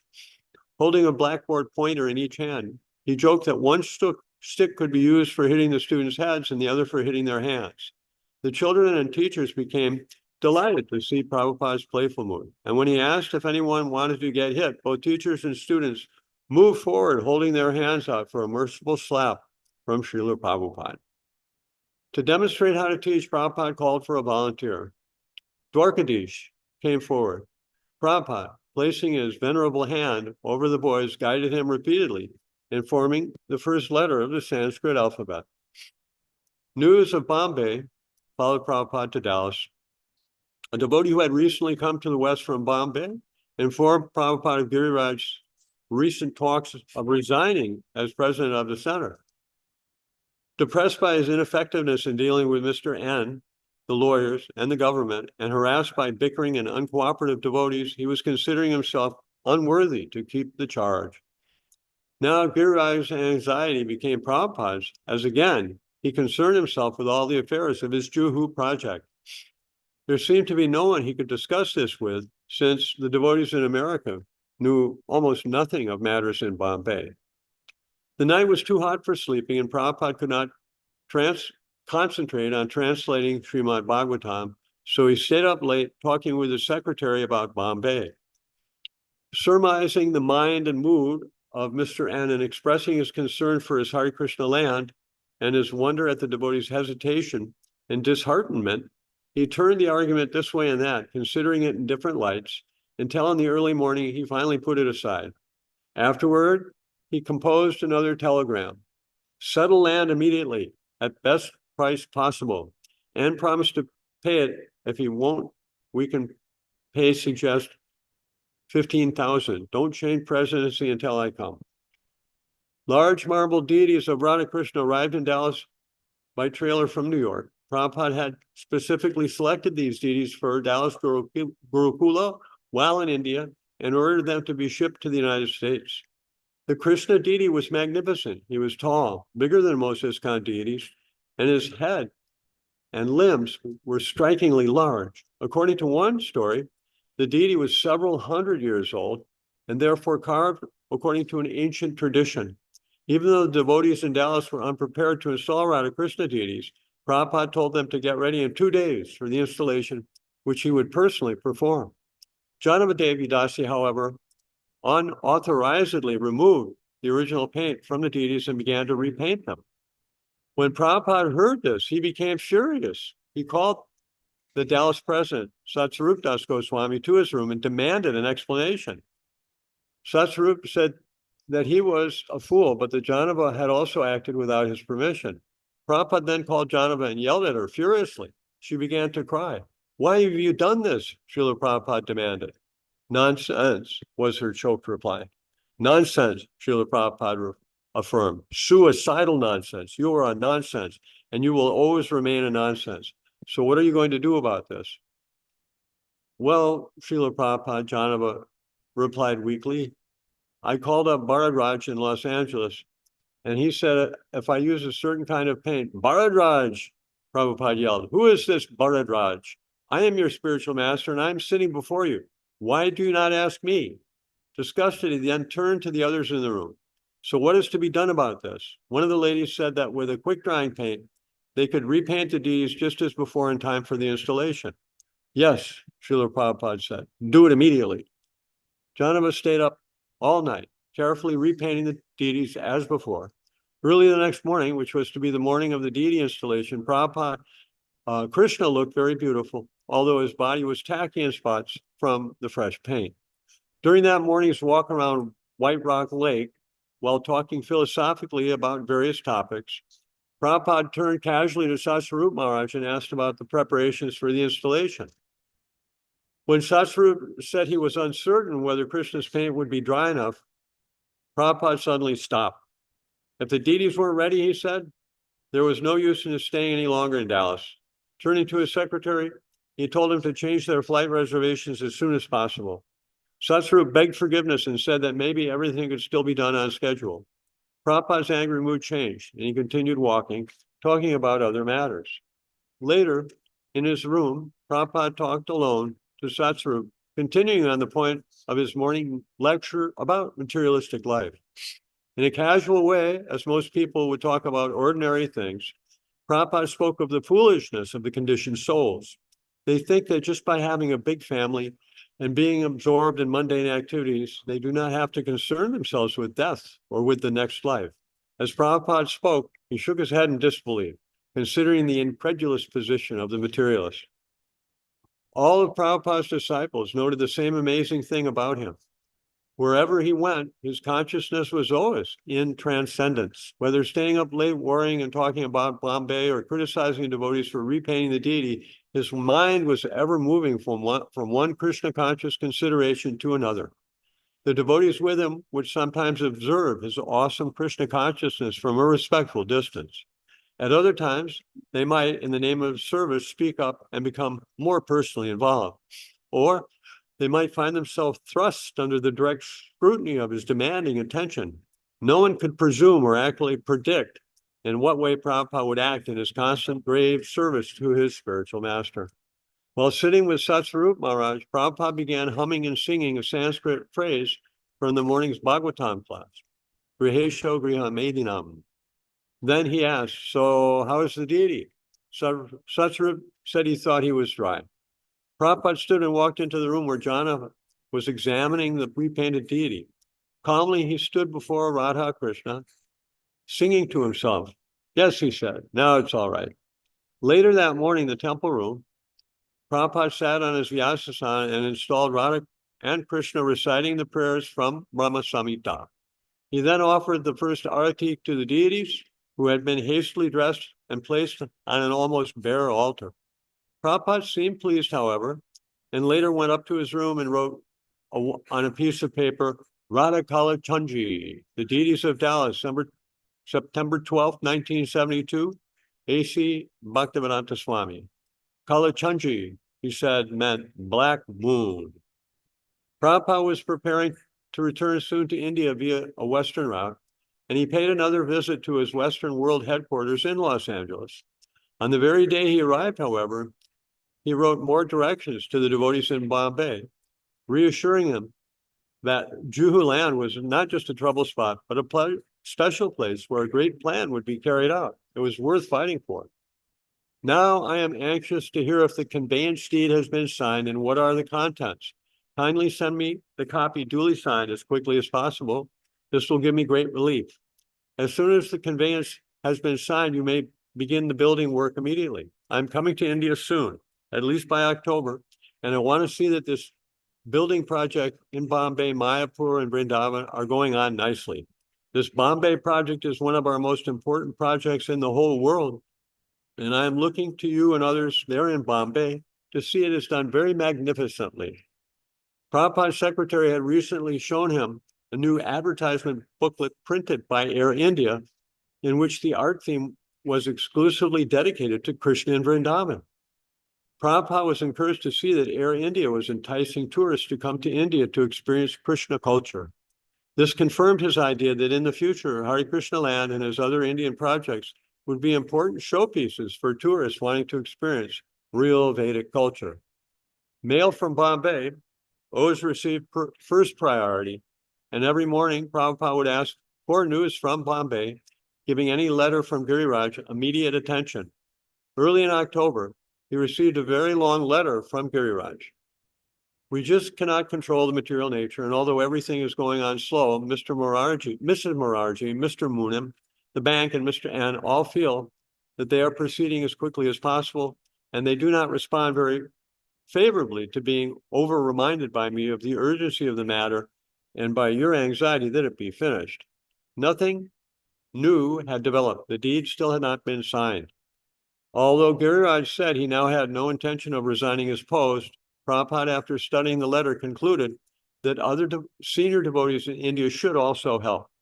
He therefore wrote to Tamal Krishna Goswami and Bhavananda, both in Vrindavan, asking them to go immediately to Bombay and try to expedite the conveyance.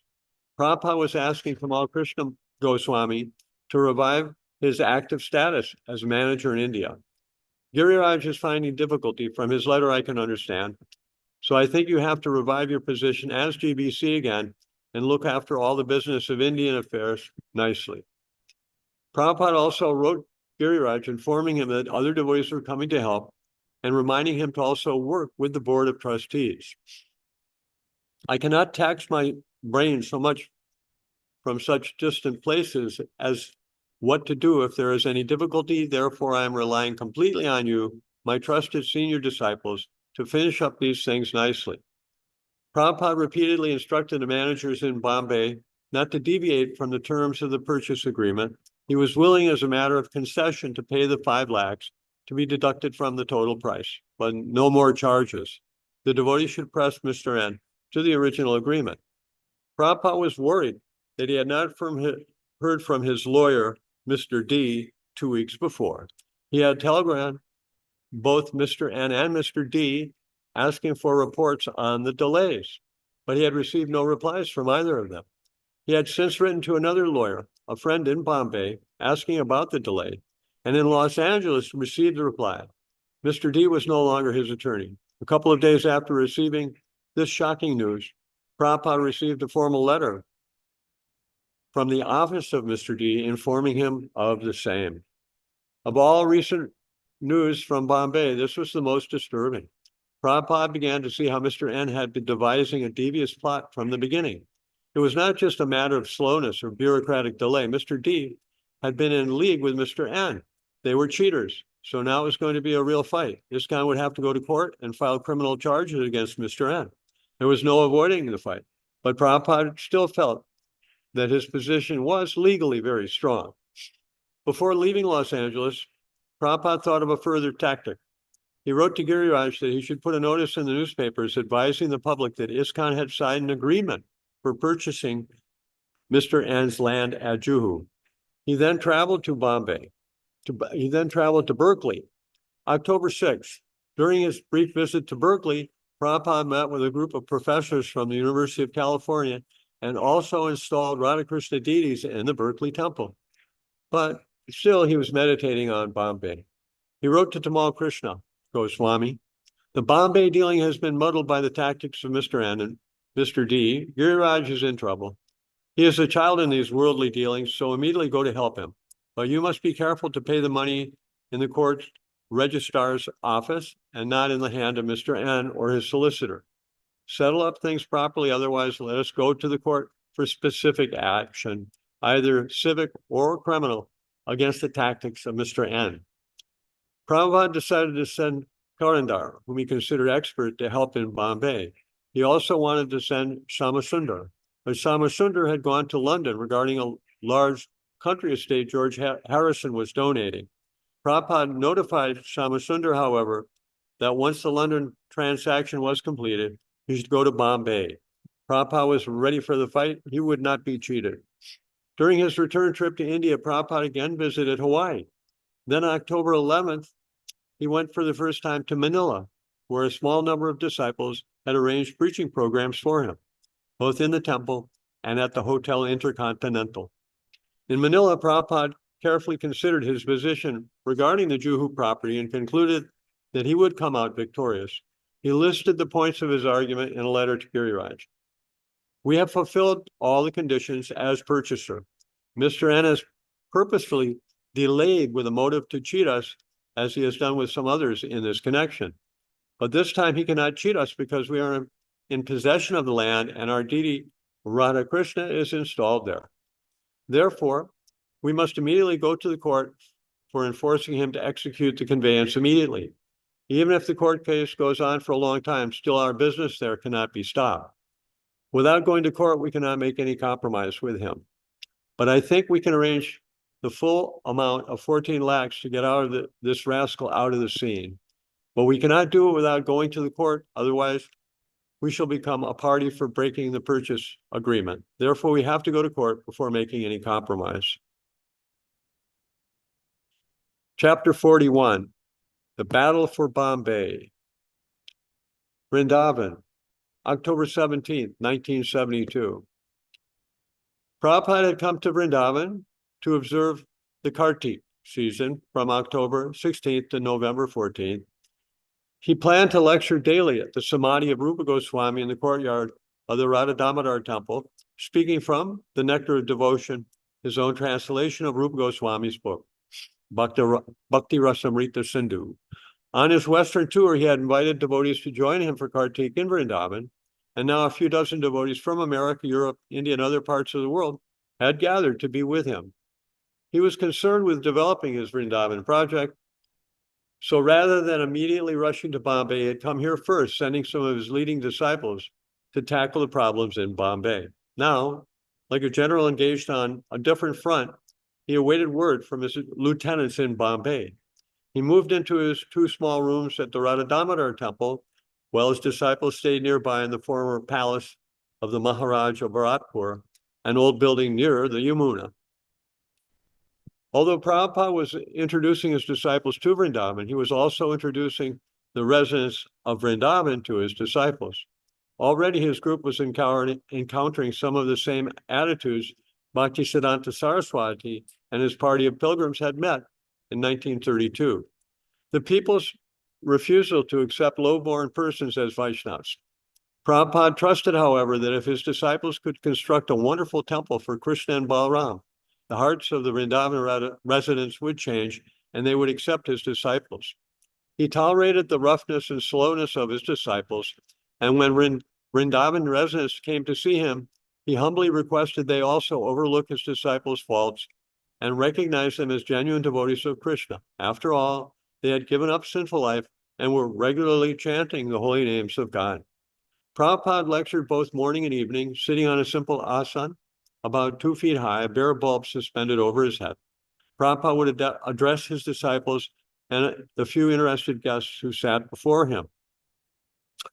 Some of the devotees had speculated that since they were now in Vrindavan, Prabhupada would talk on highly elevated spiritual topics such as Krishna's ras with the gopis, but it was not so. Rather, one of his disciples would read from the Nectar of Devotion, and Prabhupada would interject extensive philosophical comments on attaining pure love of Krishna through the successive stages of Bhakti Yoga. While Prabhupada's talks were especially for his disciples, he also stressed that the Brahmins of India accept Western Vaishnavas. And he cited dozens of scriptural references to prove his point that both birth status, being a material designation, did not apply in spiritual life. Stressing preaching as the essence of Krishna consciousness, he urged the disciples present to continue propagating the Krishna consciousness movement. Prabhupada's disciples were thrilled by these talks and by Prabhupada's personal dealings with them in the intimate atmosphere of his rooms at the Radha Damodar temple, which he referred to as his eternal residence, the place where he had actually begun his plans for the Krishna consciousness movement. His disciples could hear him rise early and begin translating Srimad Bhagavatam and dictating his purports. At arti time, he would open the shutters of his room and behold the deities. At other times, the devotees might see him walking on the terrace chanting japa, and they found him always available to answer their questions and help them with their personal problems. Tamal Krishna Goswami, Shamasundar, and Karandar arrived in Bombay. Things had worsened. Giriraj informed them. When Mr. N had seen the notice in the newspaper publicly advising that ISKCON had entered into agreement for the Juhu property, he became furious. Giriraj had gone to him with folded hands and bowed down before him, but Mr. N would not be appeased. He had gone back on all his promises and had canceled the sales agreement on the plea that the devotees had not obtained the deed within a 6-month period. The 2 lakh down payment, he had claimed, was now his, and the devotees should vacate the land immediately. Mr. N had shut off the water supply to Hare Krishna land. Several days later, a hoodlum had shown up at the entrance to the prop, brandishing a machete whenever the devotees passed by. A friend of Mr. N had printed a handbill ascribing scandalous behavior to the American Hare Krishna devotees and was having it distributed at the nearby Vilparl train station. Although a few devotees had left and others wanted to, about 30 devotees still remained in Bombay. The first thing to do, Karandar said, was to find a new lawyer, and he went to Bombay's most prominent solicitors and hired a specialist in land transactions and conveyances. Next, the leading devotees and their solicitor met with Mr. N in his office. Mr. N was stubborn and uncooperative, and the ISKCON lawyer was threatening.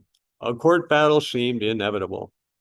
Tamal Krishna Goswami, Karandar, Bhavanand, and Shamasundar talked together, and the more they talked, the more they began to see the entire Juhu scheme as impossible. Even without Mr. N's treachery, just to live on the land was very difficult. The devotees and the deities had such poor living facilities that the roof leaked and the cement floor was crumbling. Rats, flies, cockroaches, village dogs, and mosquitoes infested the place. with even an occasional poisonous snake. Devotees were always contracting tropical diseases, especially malaria and hepatitis. So although ISKCON's new lawyer was prepared to take the case to court, the devotees were hesitant. Mr. N had said that they, not he, were the criminals because they had not gotten permission from the charity commissioner. They were on his land illegally. He said he would sue for damages. He even seemed to be on the verge of some violent action. Considering all angles, the leaders from whom Prabhupada had entrusted to solve the Juhu entanglement decided that ISKCON should relinquish the land. Drafting a joint letter to Srila Prabhupada, they had Shamasundar deliver it to him in Vrindavan. Sitting in his room at the Radha Damodar temple, Srila Prabhupada read the letter from Bombay and then set it aside.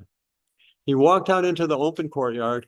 In the last light of day, many birds were chirping, and the devotees sat on the ground on a dhuri, waiting. Prabhupada sat on the simple raised seat and began to sing Jaya Radha Madhava. He had Pradumna read, stopping him to explain a point wherever he felt inclined. He spoke of the special benefits of residing in Vrindavan, but warned that one should not come to the Dham to do business or commit any offenses. If, however, a Vrindavan resident did commit an offense, he could still receive special benefits, provided he remained sticking to the dust of Vrindavan.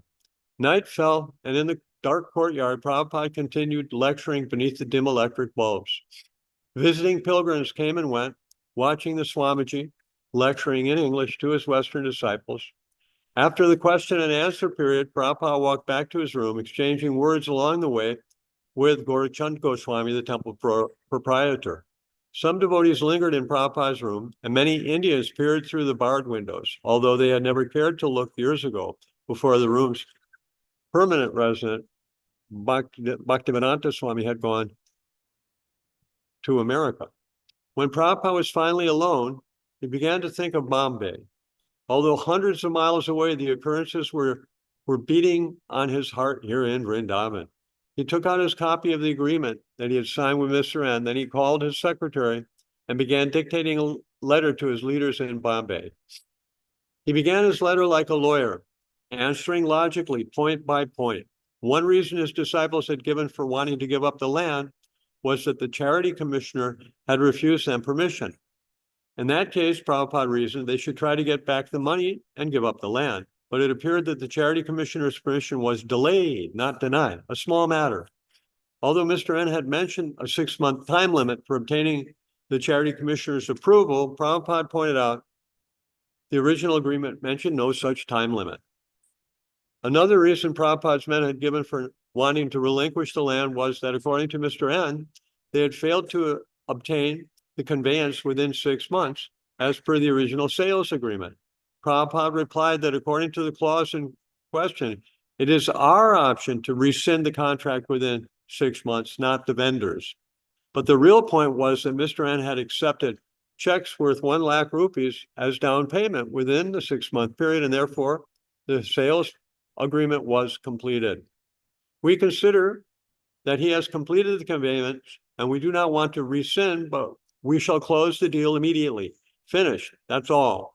He's trying to avoid this issue by tricks, and he has dominated you, and you're a little afraid of him, and he has fooled you to think that he is in a superior legal position so that you will give him some money. But this is cheating. We shall not give him any more money. Don't pay him any more. First of all, bring criminal cases against him. So why you should be disappointed and afraid of him? Our position is very, very strong. If Mr. N was threatening violence, that was also not grounds for quitting the land. The devotees were on land legally and should seek police protection. Therefore, I say that you boys cannot deal very well in these matters because you are too timid. Now, whatever you like to do, immediately a criminal case should be taken that you are not doing because he is bluffing you.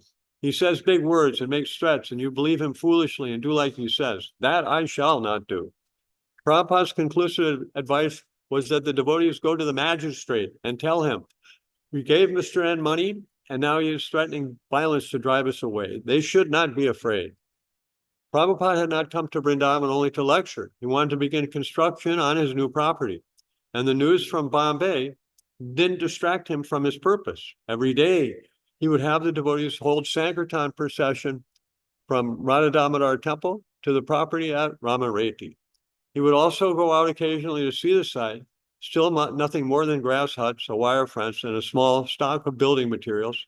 Subal, the disciple in charge of construction, was slow and reluctant, and Prabhupada sent for Tamal Krishna to come from Bombay and take charge. Early one morning, Subal left the land at Ramareti, where he had been staying, and approached Srila Prabhupada. On the roof of the Radha Damodar temple, Prabhupada, he said, I'm having so much difficulty. I don't have time to read. I can't chant my rounds properly. I can't think of Krishna. I'm always thinking of how this contractor is cheating us, or I'm thinking of signing checks for labor and materials. It's just too much. All these things on my mind are stopping me from thinking of Krishna.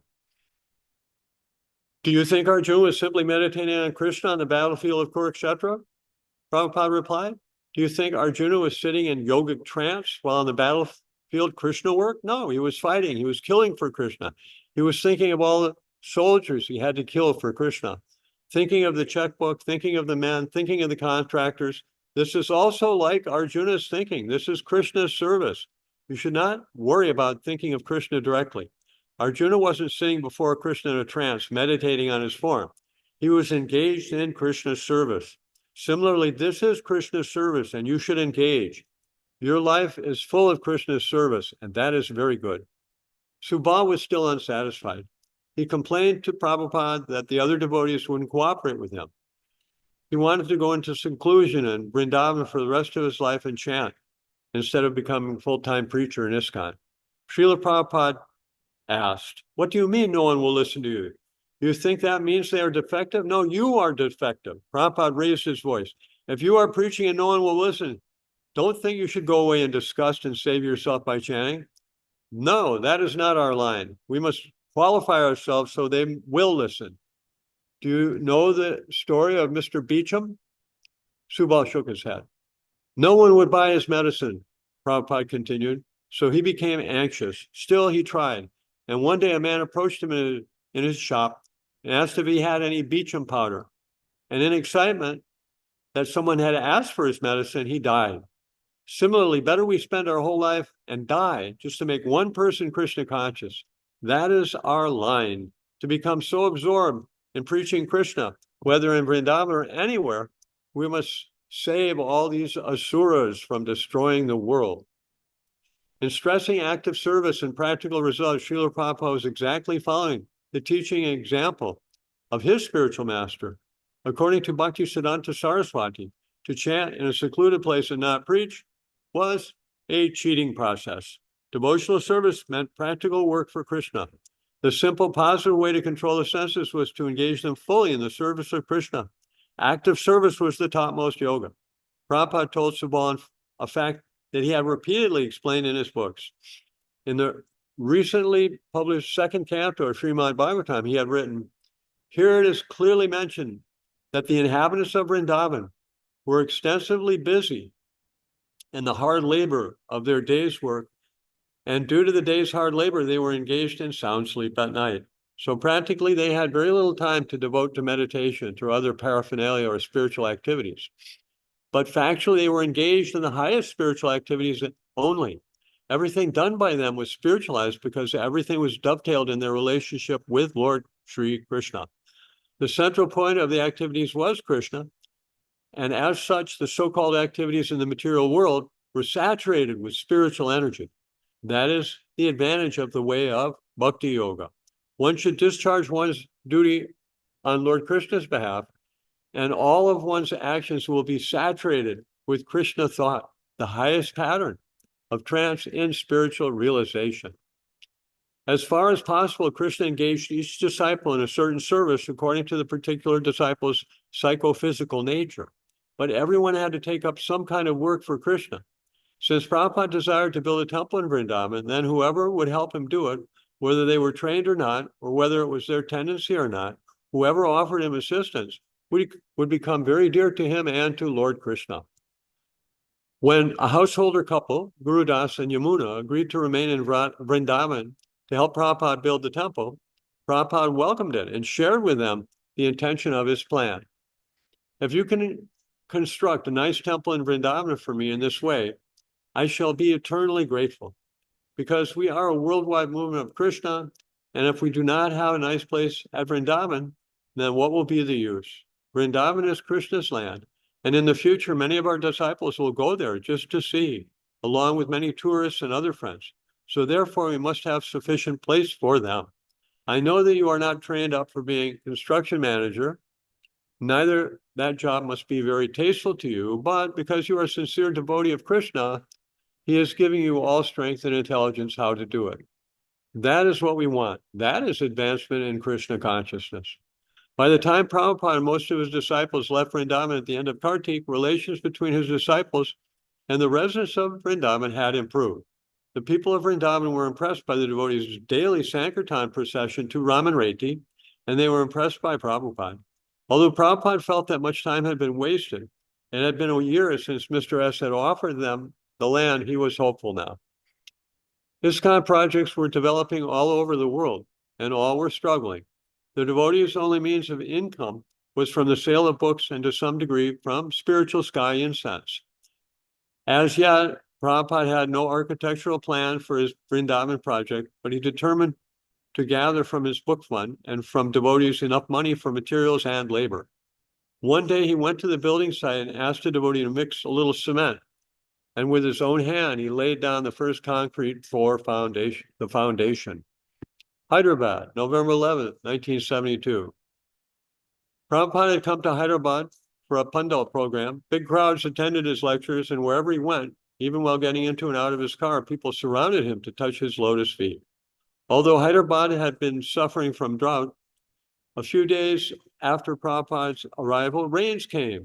One newspaper suggested that the Harinam Kirtan Srila Prabhupada and his devotees performed so enthusiastically must have ended the drought.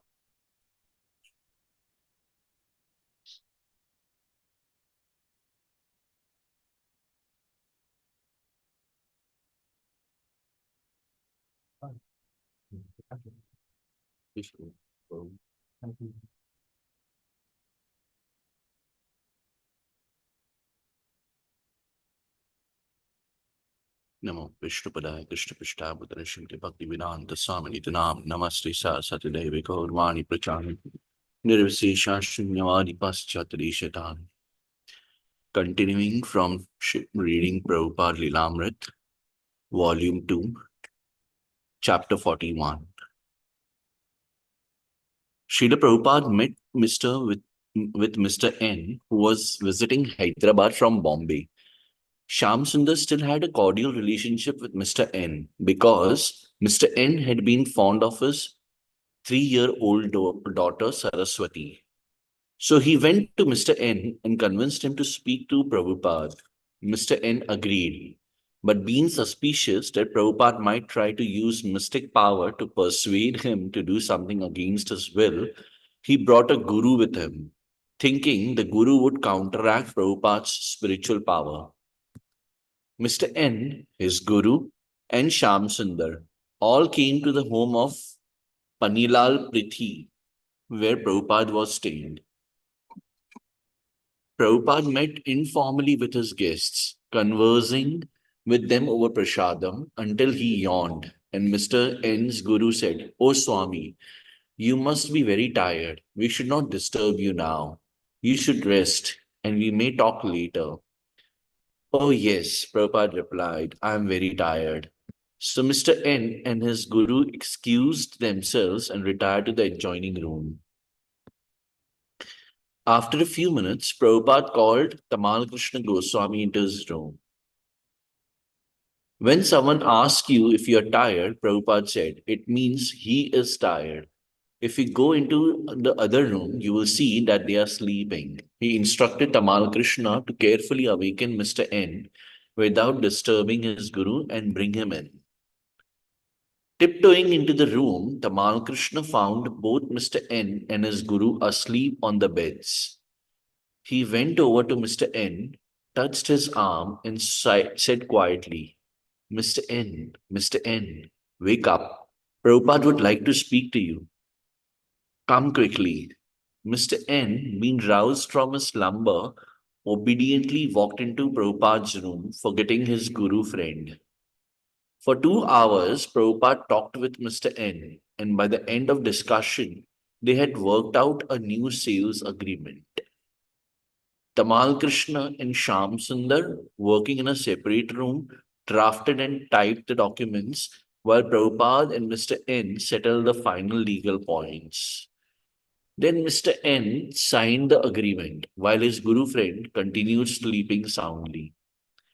Later that day, Tamal Krishna confided to Srila Prabhupada, I'm so disturbed by these dealings that I can't chant my rounds properly.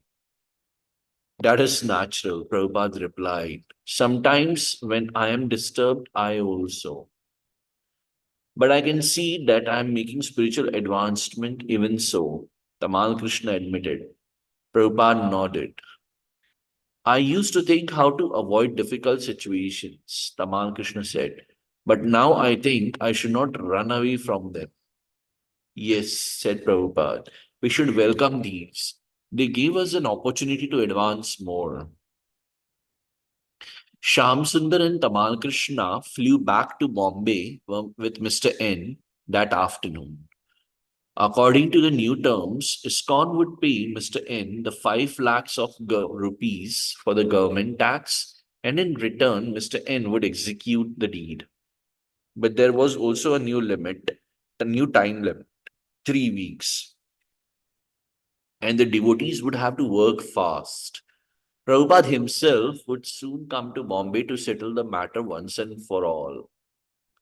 Bombay, November 25, 1972. Although Prabhupada had come to Bombay with hopes of finishing the land transaction, Mr. N was still delaying despite the new agreement. Obviously, his stalling was simply part of his plan to cheat ISKCON.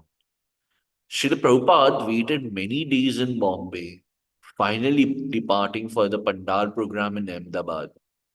He left behind instructions for his disciples to take the deed on the new terms or else to take back the original 2 lakh of rupees paid as a down payment.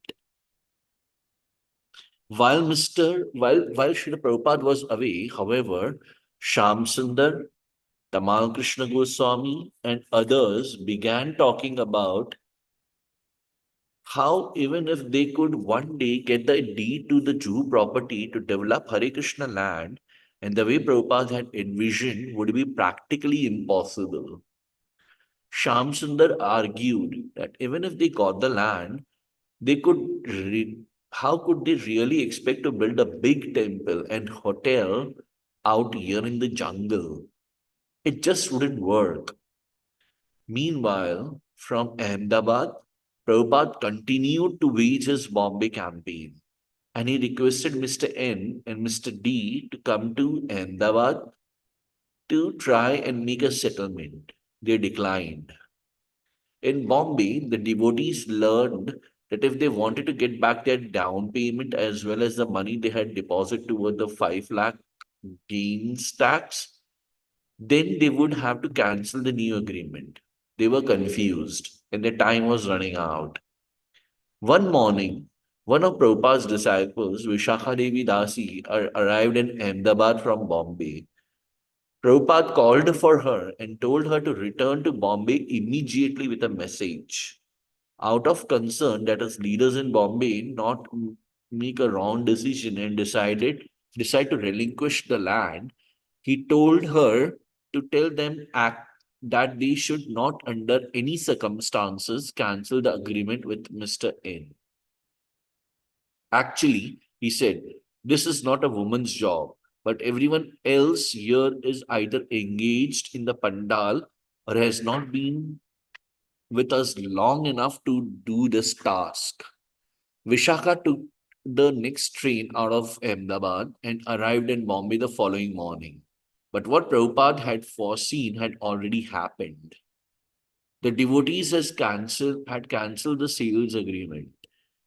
They were convinced that to get the land would be a mistake, and their lawyers had agreed, pointing out that if devotees wanted to retrieve their money, they should cancel the agreement immediately.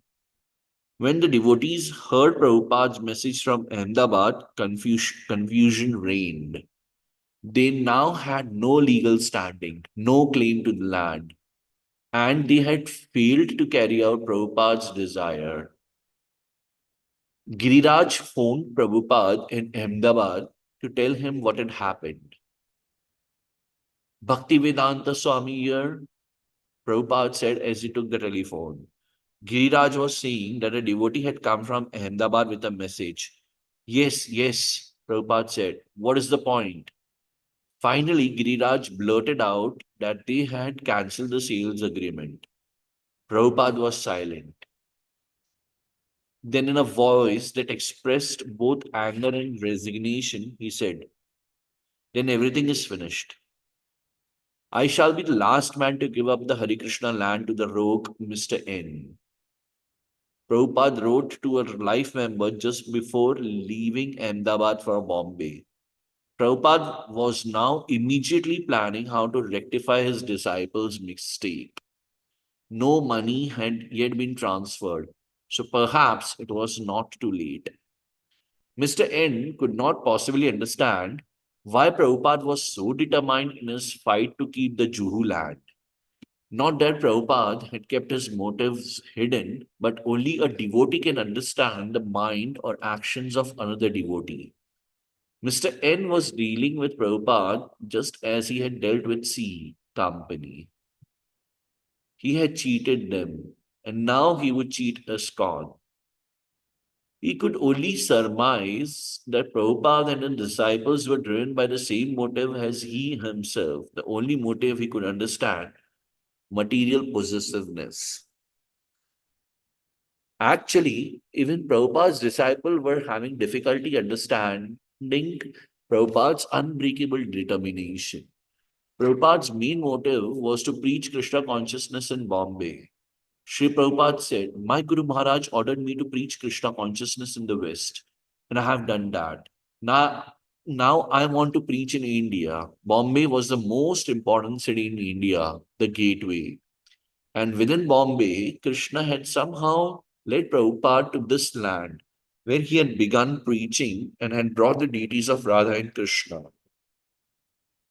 In Prabhupada's eyes, the land was suitable for large, gorgeous temple and the international hotel he had planned. Bombay was an important city and required grand temple worship, large festivals, mass prasadam distribution, and a variety of Vedic cultural programs. The Juhu land seemed ideal for a school, a theater, a library, apartments, a Hare Krishna city. So, how could Prabhupada retreat from this rogue who was trying to cheat him? There would always be persons opposed to Krishna consciousness, Prabhupada said, but that did not mean the devotees should give in.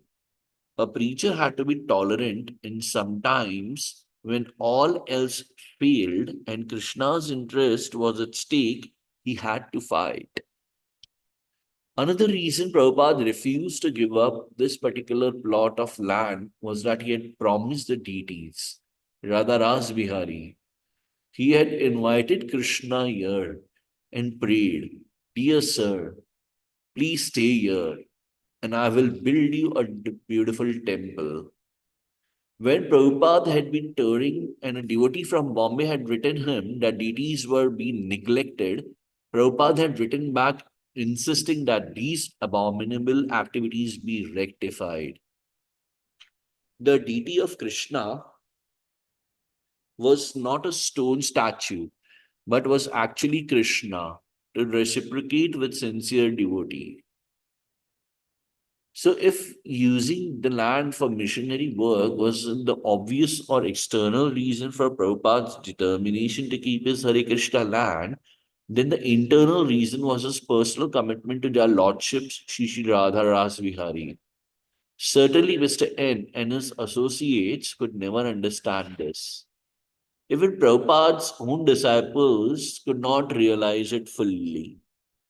Prabhupada had brought Radha and Krishna into very poor conditions, but with the promise of something wonderful to come. At his request, Radha and Krishna had come and they were standing patiently, giving eternal benediction to their worshippers, while Prabhupada struggled to fulfill his promise.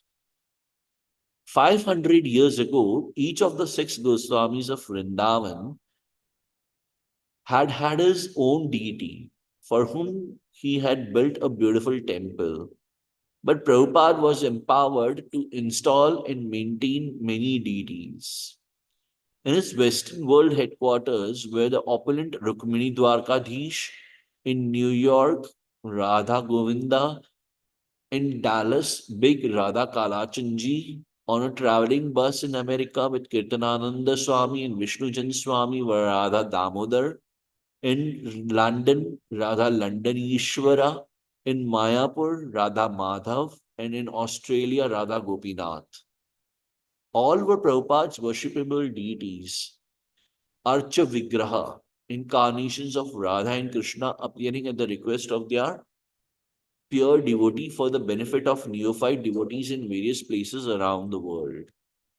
To establish many deities was one of Srila Prabhupada's prime contributions as a world preacher.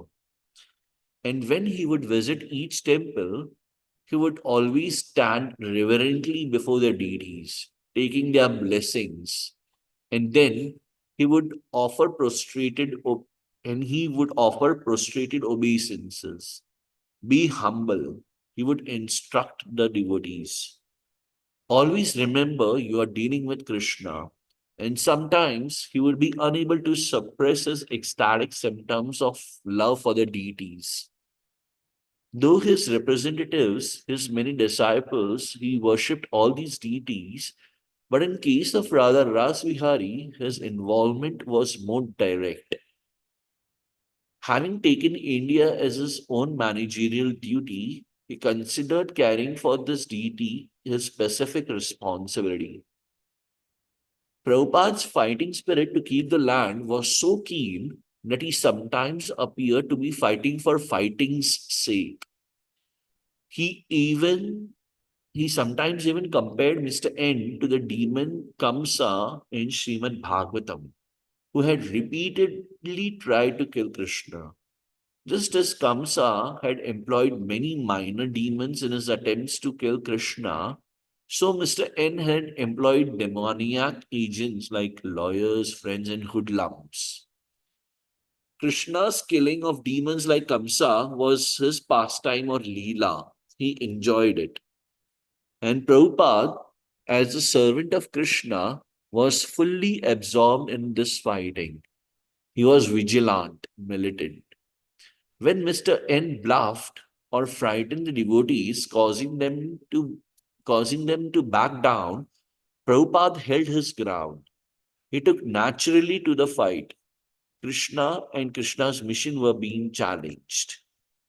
Never before had Prabhupada been so threatened or met such active enemies.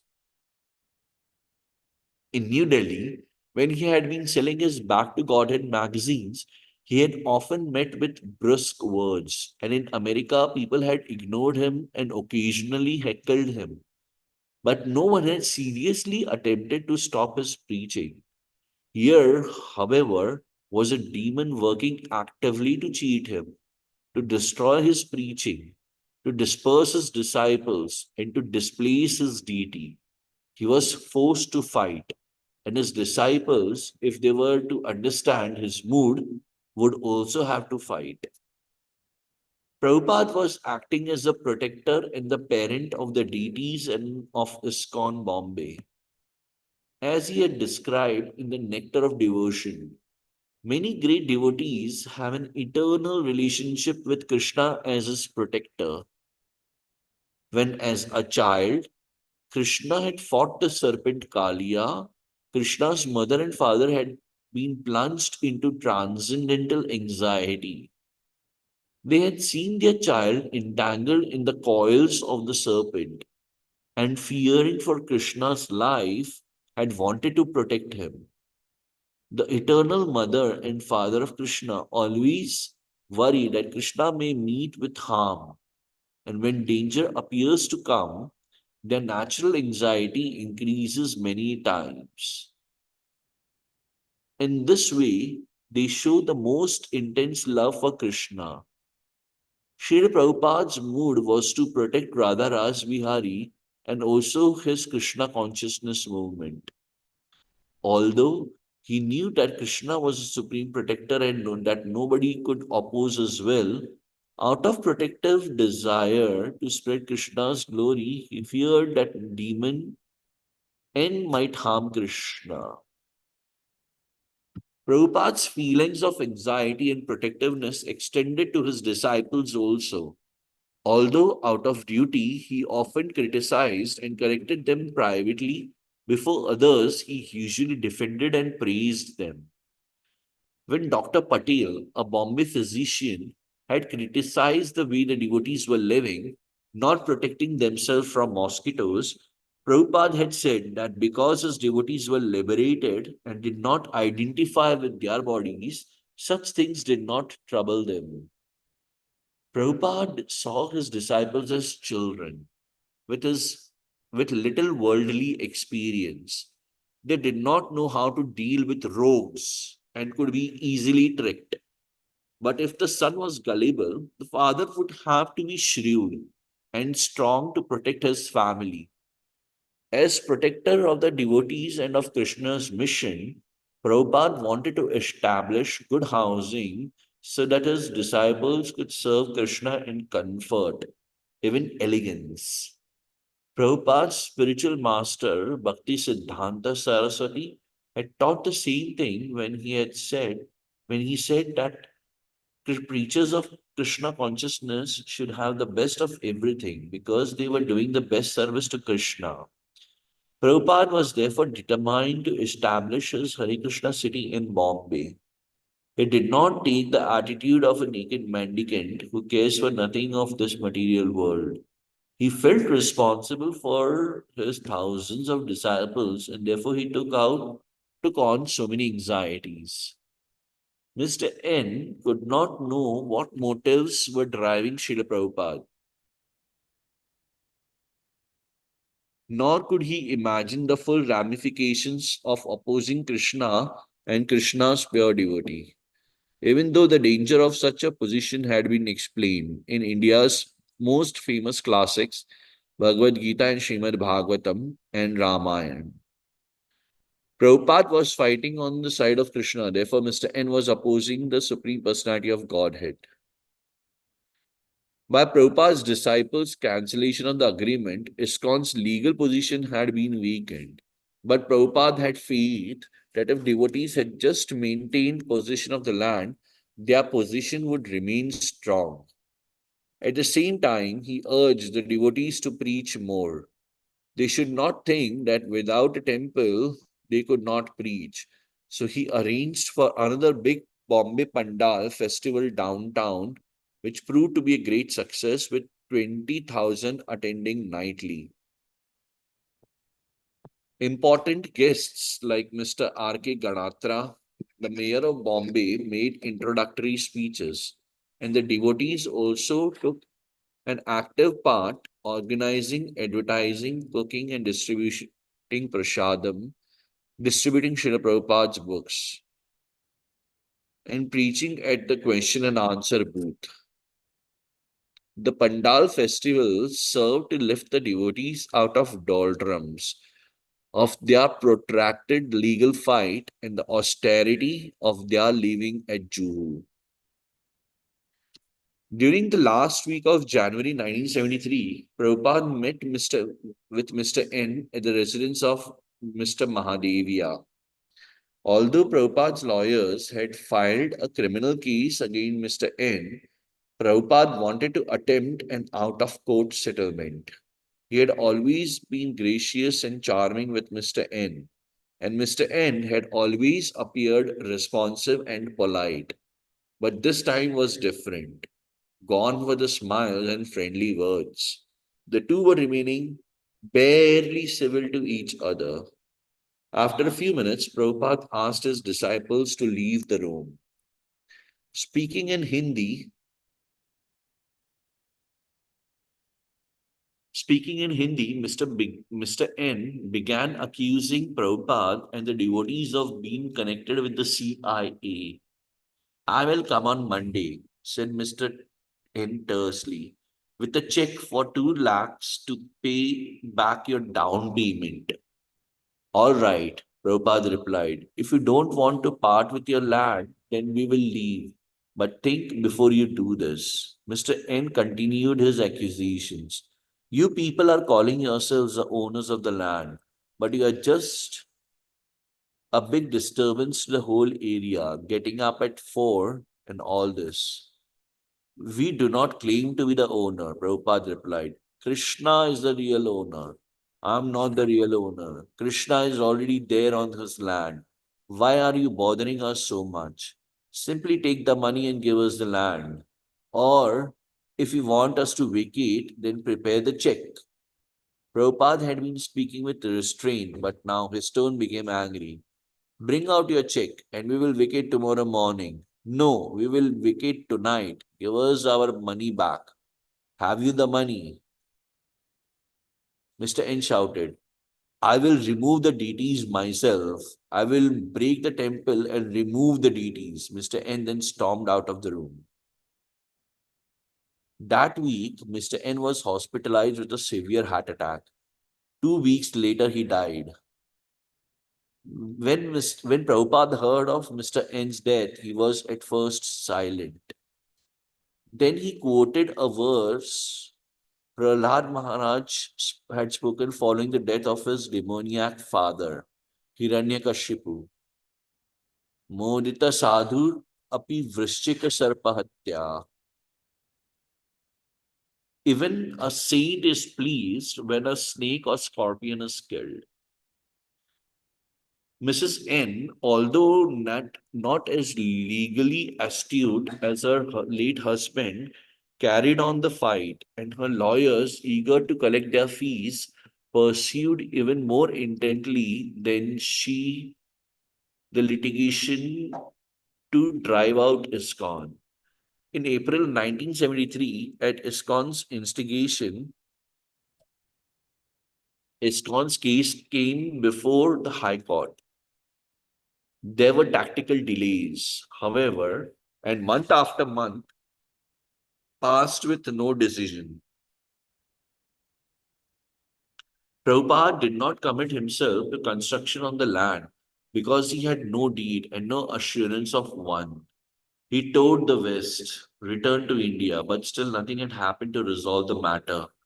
Life in ISKCON Bombay was peaceful, but the progress remained stunted and the outcome uncertain. Then one day, without warning, Mrs. N launched a violent attack. On the morning of June 1, while devotees were attending their routine duties, a truck drove into the Jew property. A demolition squad had come to dismantle the temple. However, Mrs. N had convinced an official in the big city government to authorize demolition. Somehow, Mrs. N had convinced an official in the city government to authorize demolition of the temple, a modest structure of brick and steel reinforced concrete.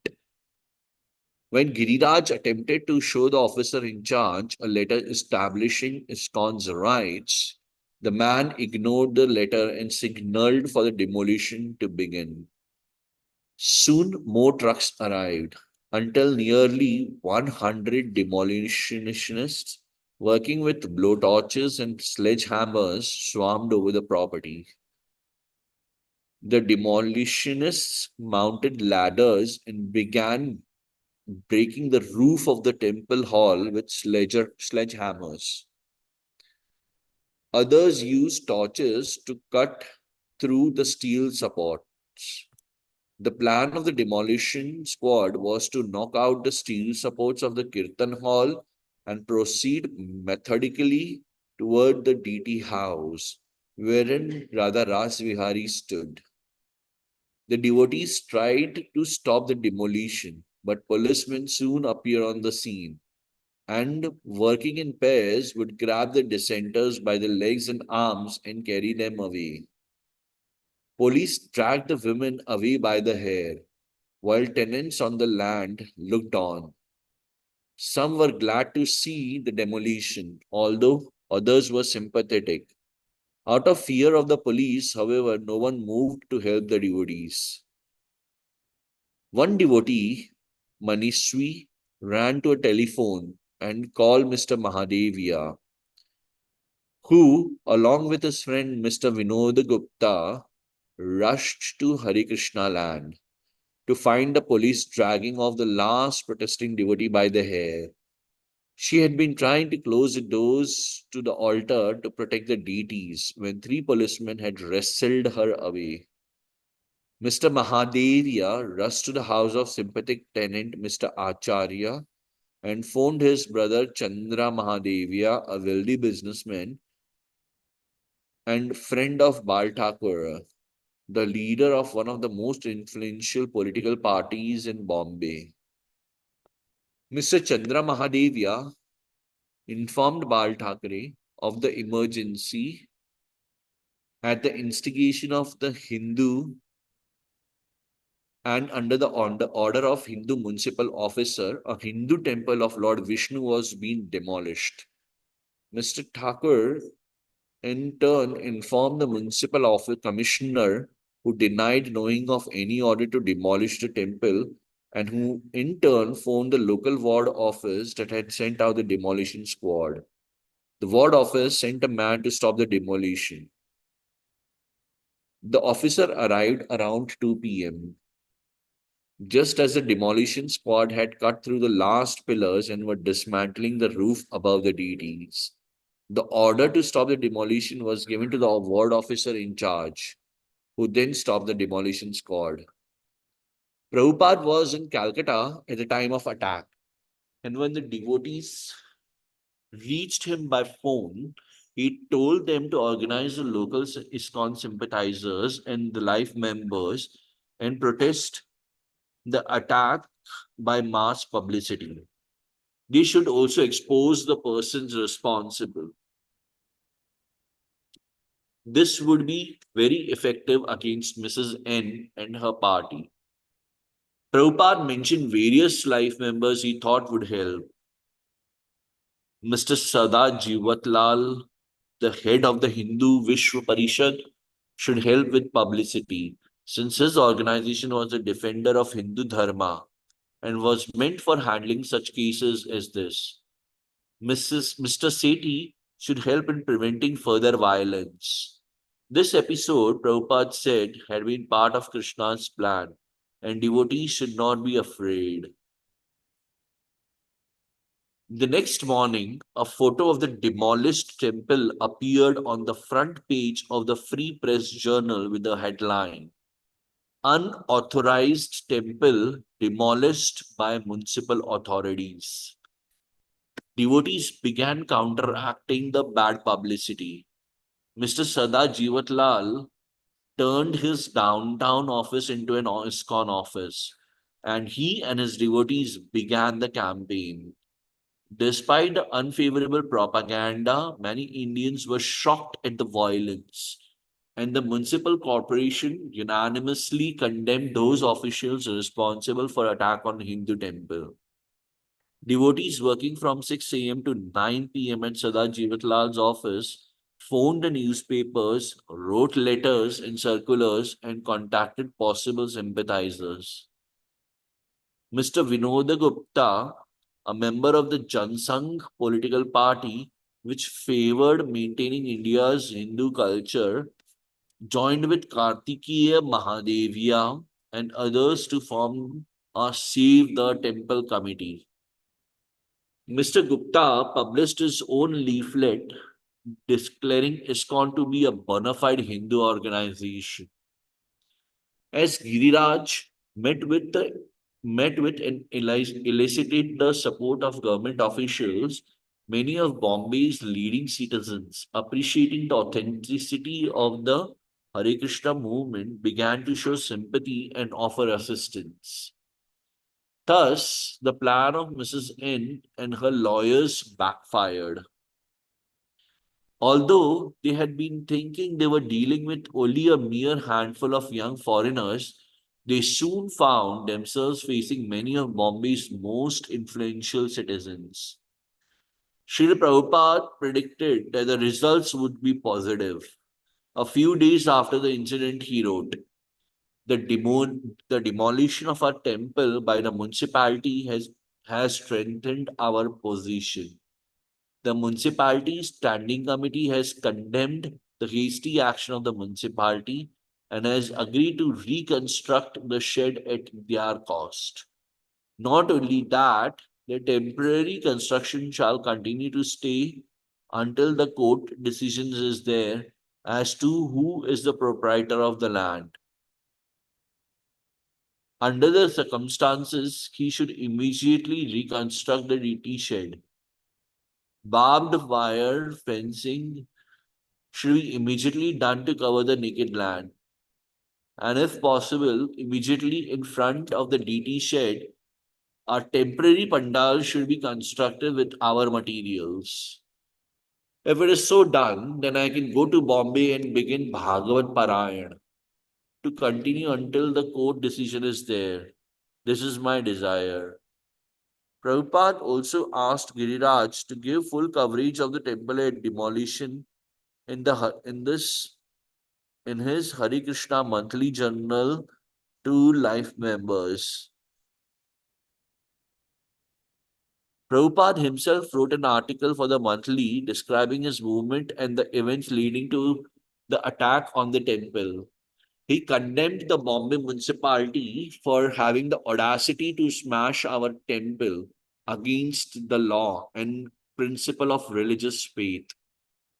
A clique in Bombay, he said, had conspired to drive the devotees from their land without returning their money. And he asked for sympathizers and life members of the Krishna consciousness movement to come forward and help him at this difficult hour.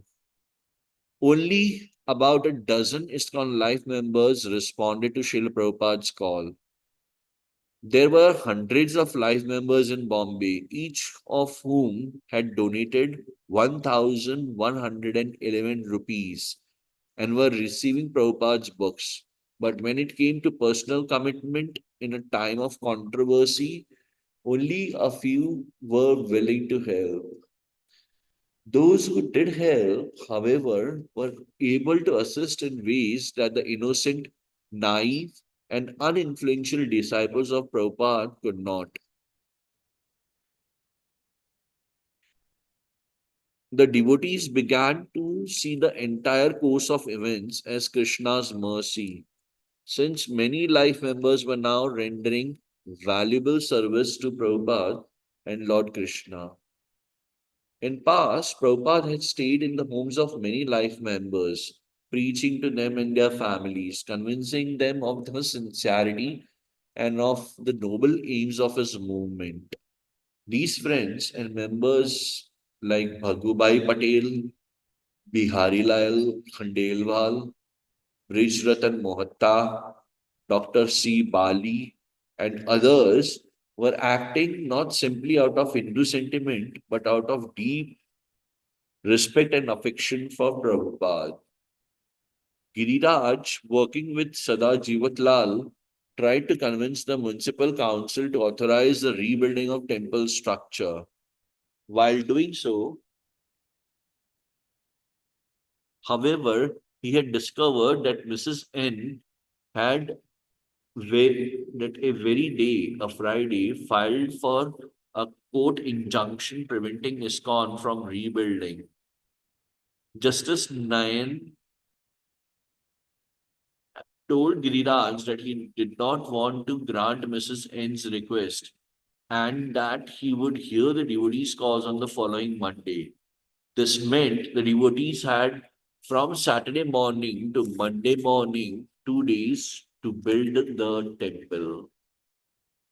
The devotees reasoned that although they had no actual permission to rebuild the temple, there was as yet no law to stop them. If Justice Nayan ruled against them, then to rebuild would be very difficult. They decided, therefore, to use the weekend to rebuild. Mr. Lal, a former contractor, helped arrange materials, brick, mortar, asbestos sheets. Mr. Sethi offered a crew of laborers. At 8 p.m. on Friday, the masons began their work, continuing throughout the night despite the rain. And on Monday morning, when the judge learned of the new temple, he declared, "What is built is built. No one can destroy the temple." When Prabhupada heard the news, he considered it a complete victory.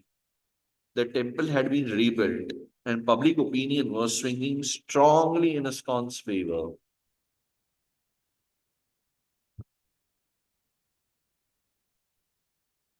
Chapter 42, Developing Mayapur. Mayapur, June 1, 1973. Although the Mayapur building was not yet completed, Prabhupada had come there to reside. He took two adjoining rooms, one as a study and one as his bedroom on the second floor. Meanwhile, the construction work continued in the temple room with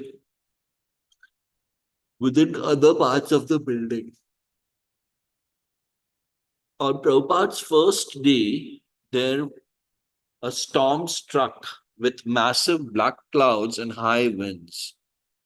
The storm was brief, however, and damage was minimal. I have just now come to Mayapur, and I am very hopeful to regain my strength and health on account of being in this transcendental atmosphere. Every moment we are passing here in great delight. In the evening, the temple pujari, Jananivas, would come to Prabhupada's room with a clay pot of red coals and frankincense and fan the frankincense until the room was filled with smoke.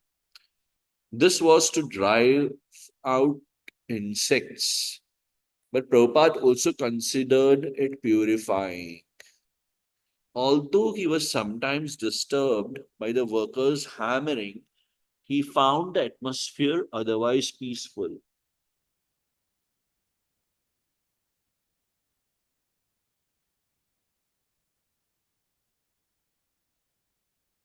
Only a few devotees were staying there, and Prabhupada gave his attention to translating or to speaking with guests and to the devotees in charge of developing his Mayapur center.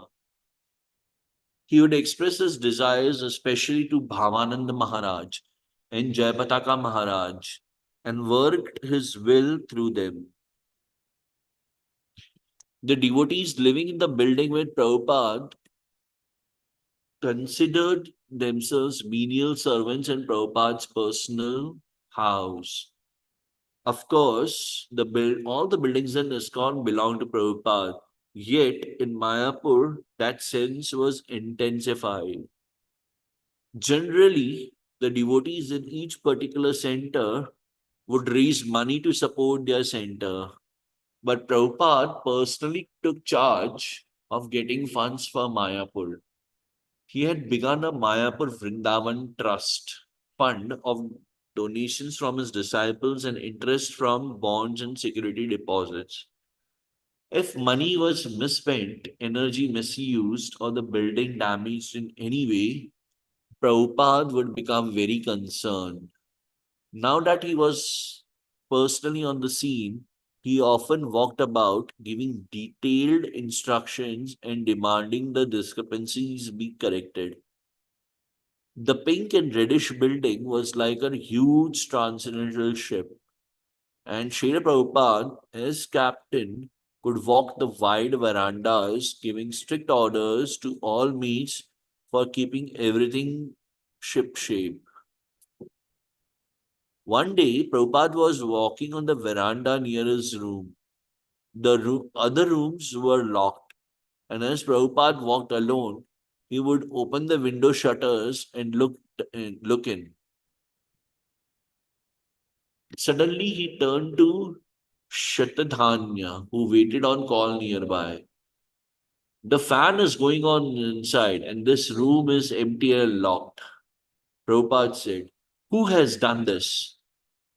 Shatadhanya didn't know. "Whoever has done this," Prabhupada said, "is a rascal. He should know he's a rascal." For 2 days after, Prabhupada continued to refer to the incident with disgust. One day, after a huge wind and rainstorm, water covered the 12-foot wide marble veranda outside Prabhupada's room. Bhavananda Goswami, taking a large squeezy a devotee had made, began cleaning the marble floor, and Srila Prabhupada came to his door to watch. "This is the way to clean marble," Prabhupada said. "Don't polish it with wax. Just use, but just keep plenty of fresh water, and every day in the morning, wipe it off. In this way, the marble will become naturally polished and will shine like glass." Prabhupada felt affection and deep gratitude for those devotees dedicating their lives to the Mayapur project. One night, he called Bhavananda to his room and began asking him about the devotees. Suddenly, Prabhupada began crying. "I know it is difficult for all you Western boys and girls," he said. "You are so dedicated, serving here in my mission. I know you cannot even get prasadam. But when I think that you cannot even get milk and that you have given up your opulent life to come here and you do not complain, I'm very much indebted to all of you." Bhavananda. Marble workers lived in some chatai houses right near the construction site. There was a hand pump just outside the building, and that's where we took our bath and where the workers got the water for the cement. Some distance off were two toilets, one for the men and one for the women. It was just two holes in the ground, and each hole surrounded by chatai wall. The storms and the rain would come, and we would have to sludge through the mud in the fields to go to the toilets. There were snakes all over the place. It was wild. It was a construction site. No one lives on the construction site, but we did. Srila Prabhupada made us move in there. It was good for us. No bathrooms, nothing, just open floors with concrete. Although the devotees endured the austerities of living in the Mayapur center construction site, they sometimes felt it was too difficult.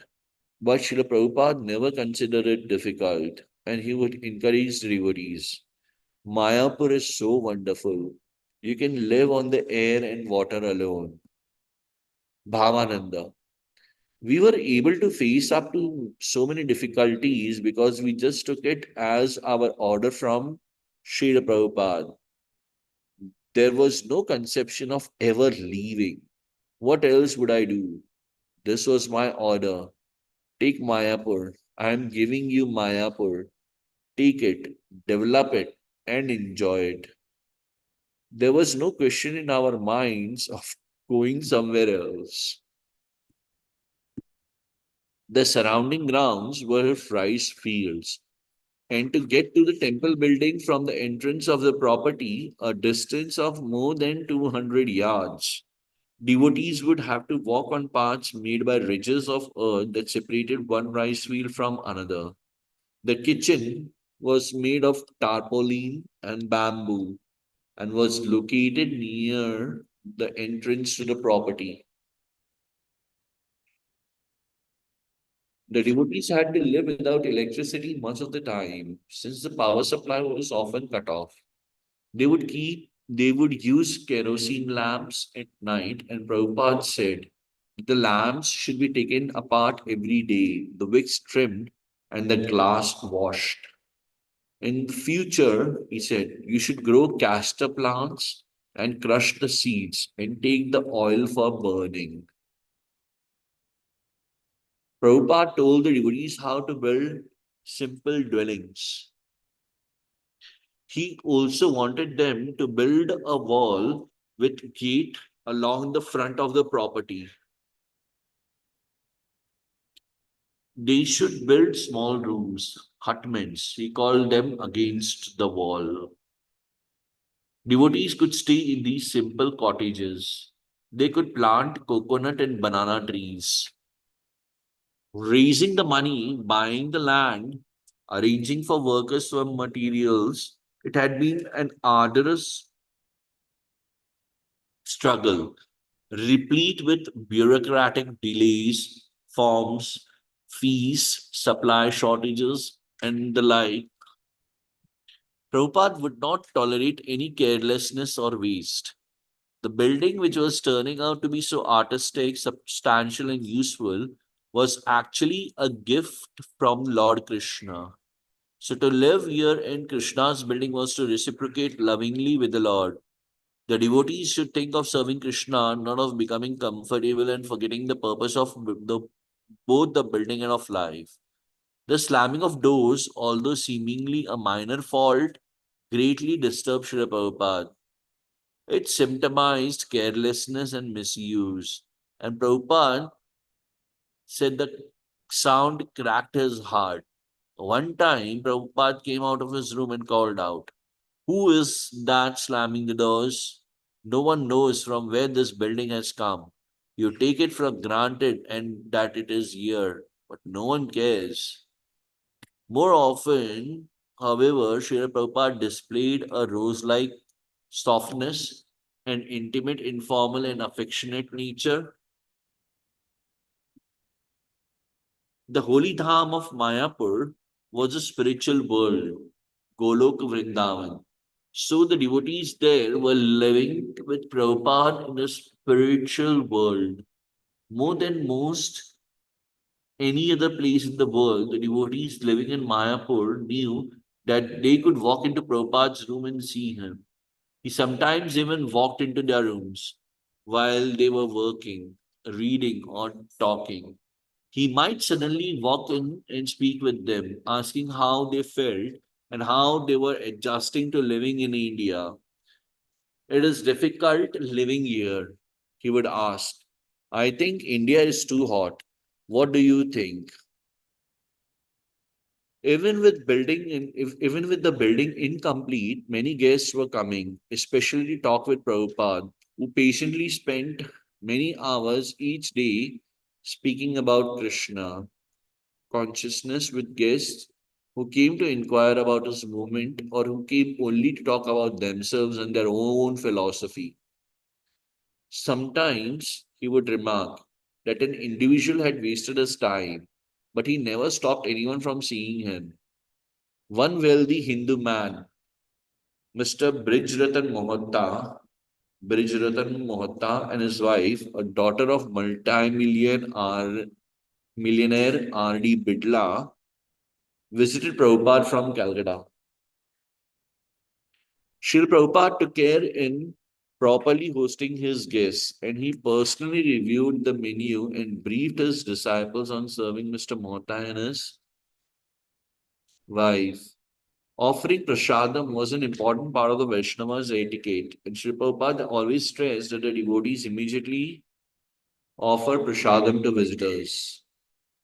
You should always be able to offer water, hot puris, and eggplant bhaji, fried eggplant, and sweets. Prabhupada said,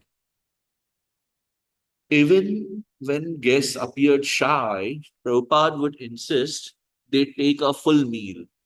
Mrs. Mohta, even though a member of one of the wealthiest families in India, was satisfied with the simple hospitality Srila Prabhupada and his disciples offered. The room she and her husband stayed in was unfurnished. The slate floors hadn't been polished, and construction work was going on all around. And the devotees could only offer them a mattress on the floor with a pillow, yet they appeared to be quite satisfied and appreciative. Bhavananda. Srila Prabhupada introduced us to many of the details of Indian culture at Mayapur. He had us put down mattresses covered with sheets in his room. In 1970 in Los Angeles, he had asked me to sew sheets together to make a covering for the rug in his room. Then he had gotten down on his hands and knees right next to me, and we had smoothed out the wrinkles in the sheet. So he had us do that same thing in Mayapur, where we had put mattresses from one end of the room to the other with bolster pillows against the wall. Now you have white sheet covers, he said, and you change these every day. When Bengali gentlemen visited Srila Prabhupada in his room, they would sit on these mattresses around the edge of the room and their backs against the bolster pillows. It was very aristocratic. The whole mood was that he was the Mahanta. The whole mood was that he was the Mahanta, the master of the house, the Acharya, but also the aristocratic Bengali gentleman saw that he was re-establishing the old aristocratic mood from the early 1900s or 1920s. It was from Prabhupada's old days with the Malik family, and it was rapidly dwindling. At that time, you couldn't find a semblance of the old culture anyway, because all those families had become degraded and their wealth gone. When the evenings, multitude of varieties of insects gathered around Prabhupada's light, he would sometimes comment on how they were such wonderful creations of God. This little insect, he said one evening, is both pilot and flying machine in one. Here there are hundreds of insects flying together, and yet there are no collisions. That is God's arrangement. They never crash because the super soul is present, one in every heart. Let the material scientist manufacture such a wonderful machine with a built in pilot that will not crash. When one man flies and there are two planes, they have to be very careful. While a few devotees sat on the sheet covered mattresses in his room, Prabhupada sat on his slightly raised asan, leaned back against a white bolster pillow. Both spiritual master and disciple enjoyed bliss in speaking and hearing Krishna consciousness. The devotees wanted to hear Prabhupada's words and follow his will, and he wanted to instruct them. But these insects, Prabhupada continued, are not perfect. They are flying to the light. That also means they are attracted to death. So they are just like the materialists. The materialists are building skyscrapers, yet they don't know what will happen at death. Henry Ford and other big capitalists had to die, but so many others are trying to become just like them. They do not know it means their death also. They are like these small insects. In the morning, we simply find heaps of them, all dead. While Prabhupada was talking in his room, the lights would suddenly go out, and devotees would bring in kerosene lamps. And each night, while Prabhupada was speaking, the pujari would come, filling the room with frankincense smoke. Ghee lamps faintly illuminated the large teakwood bas relief carving of Radha Krishna on the wall opposite Prabhupada's desk. During this summer visit, Prabhupada further revealed his vision for ISKCON's Mayapur development. The devotees were already aware that the plan was vast and could cost millions of dollars. They now had one building, but this was only the beginning.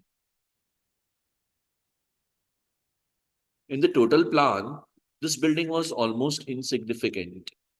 Prabhupada spoke about a colossal building, its great dome rising over a transcendental city. This Mayapur Chandrodaya Mandir would house the greatest planetarium in the world, depicting the universe as it is described in the Vedic literature.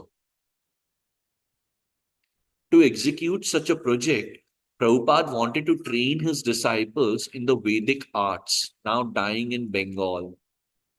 Bhakti Siddhanta Saraswati had been greatly interested in using dioramas to depict the Leela of Krishna and Lord Chaitanya. And now Prabhupada wanted his own disciples to learn the art by studying under local Mayapur artists. In June, Bharadraj, Adidev, Murthy, and Ishan arrived to begin learning the art of doll making. Prabhupada also wanted a disciple to learn to make mridangas, and a potter began coming every day to teach Ishan how to mold and fire the clay shells. The devotees converted Prabhupada's original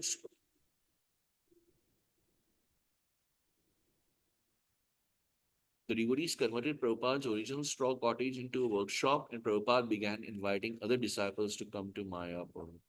Srila Prabhupada ki jai.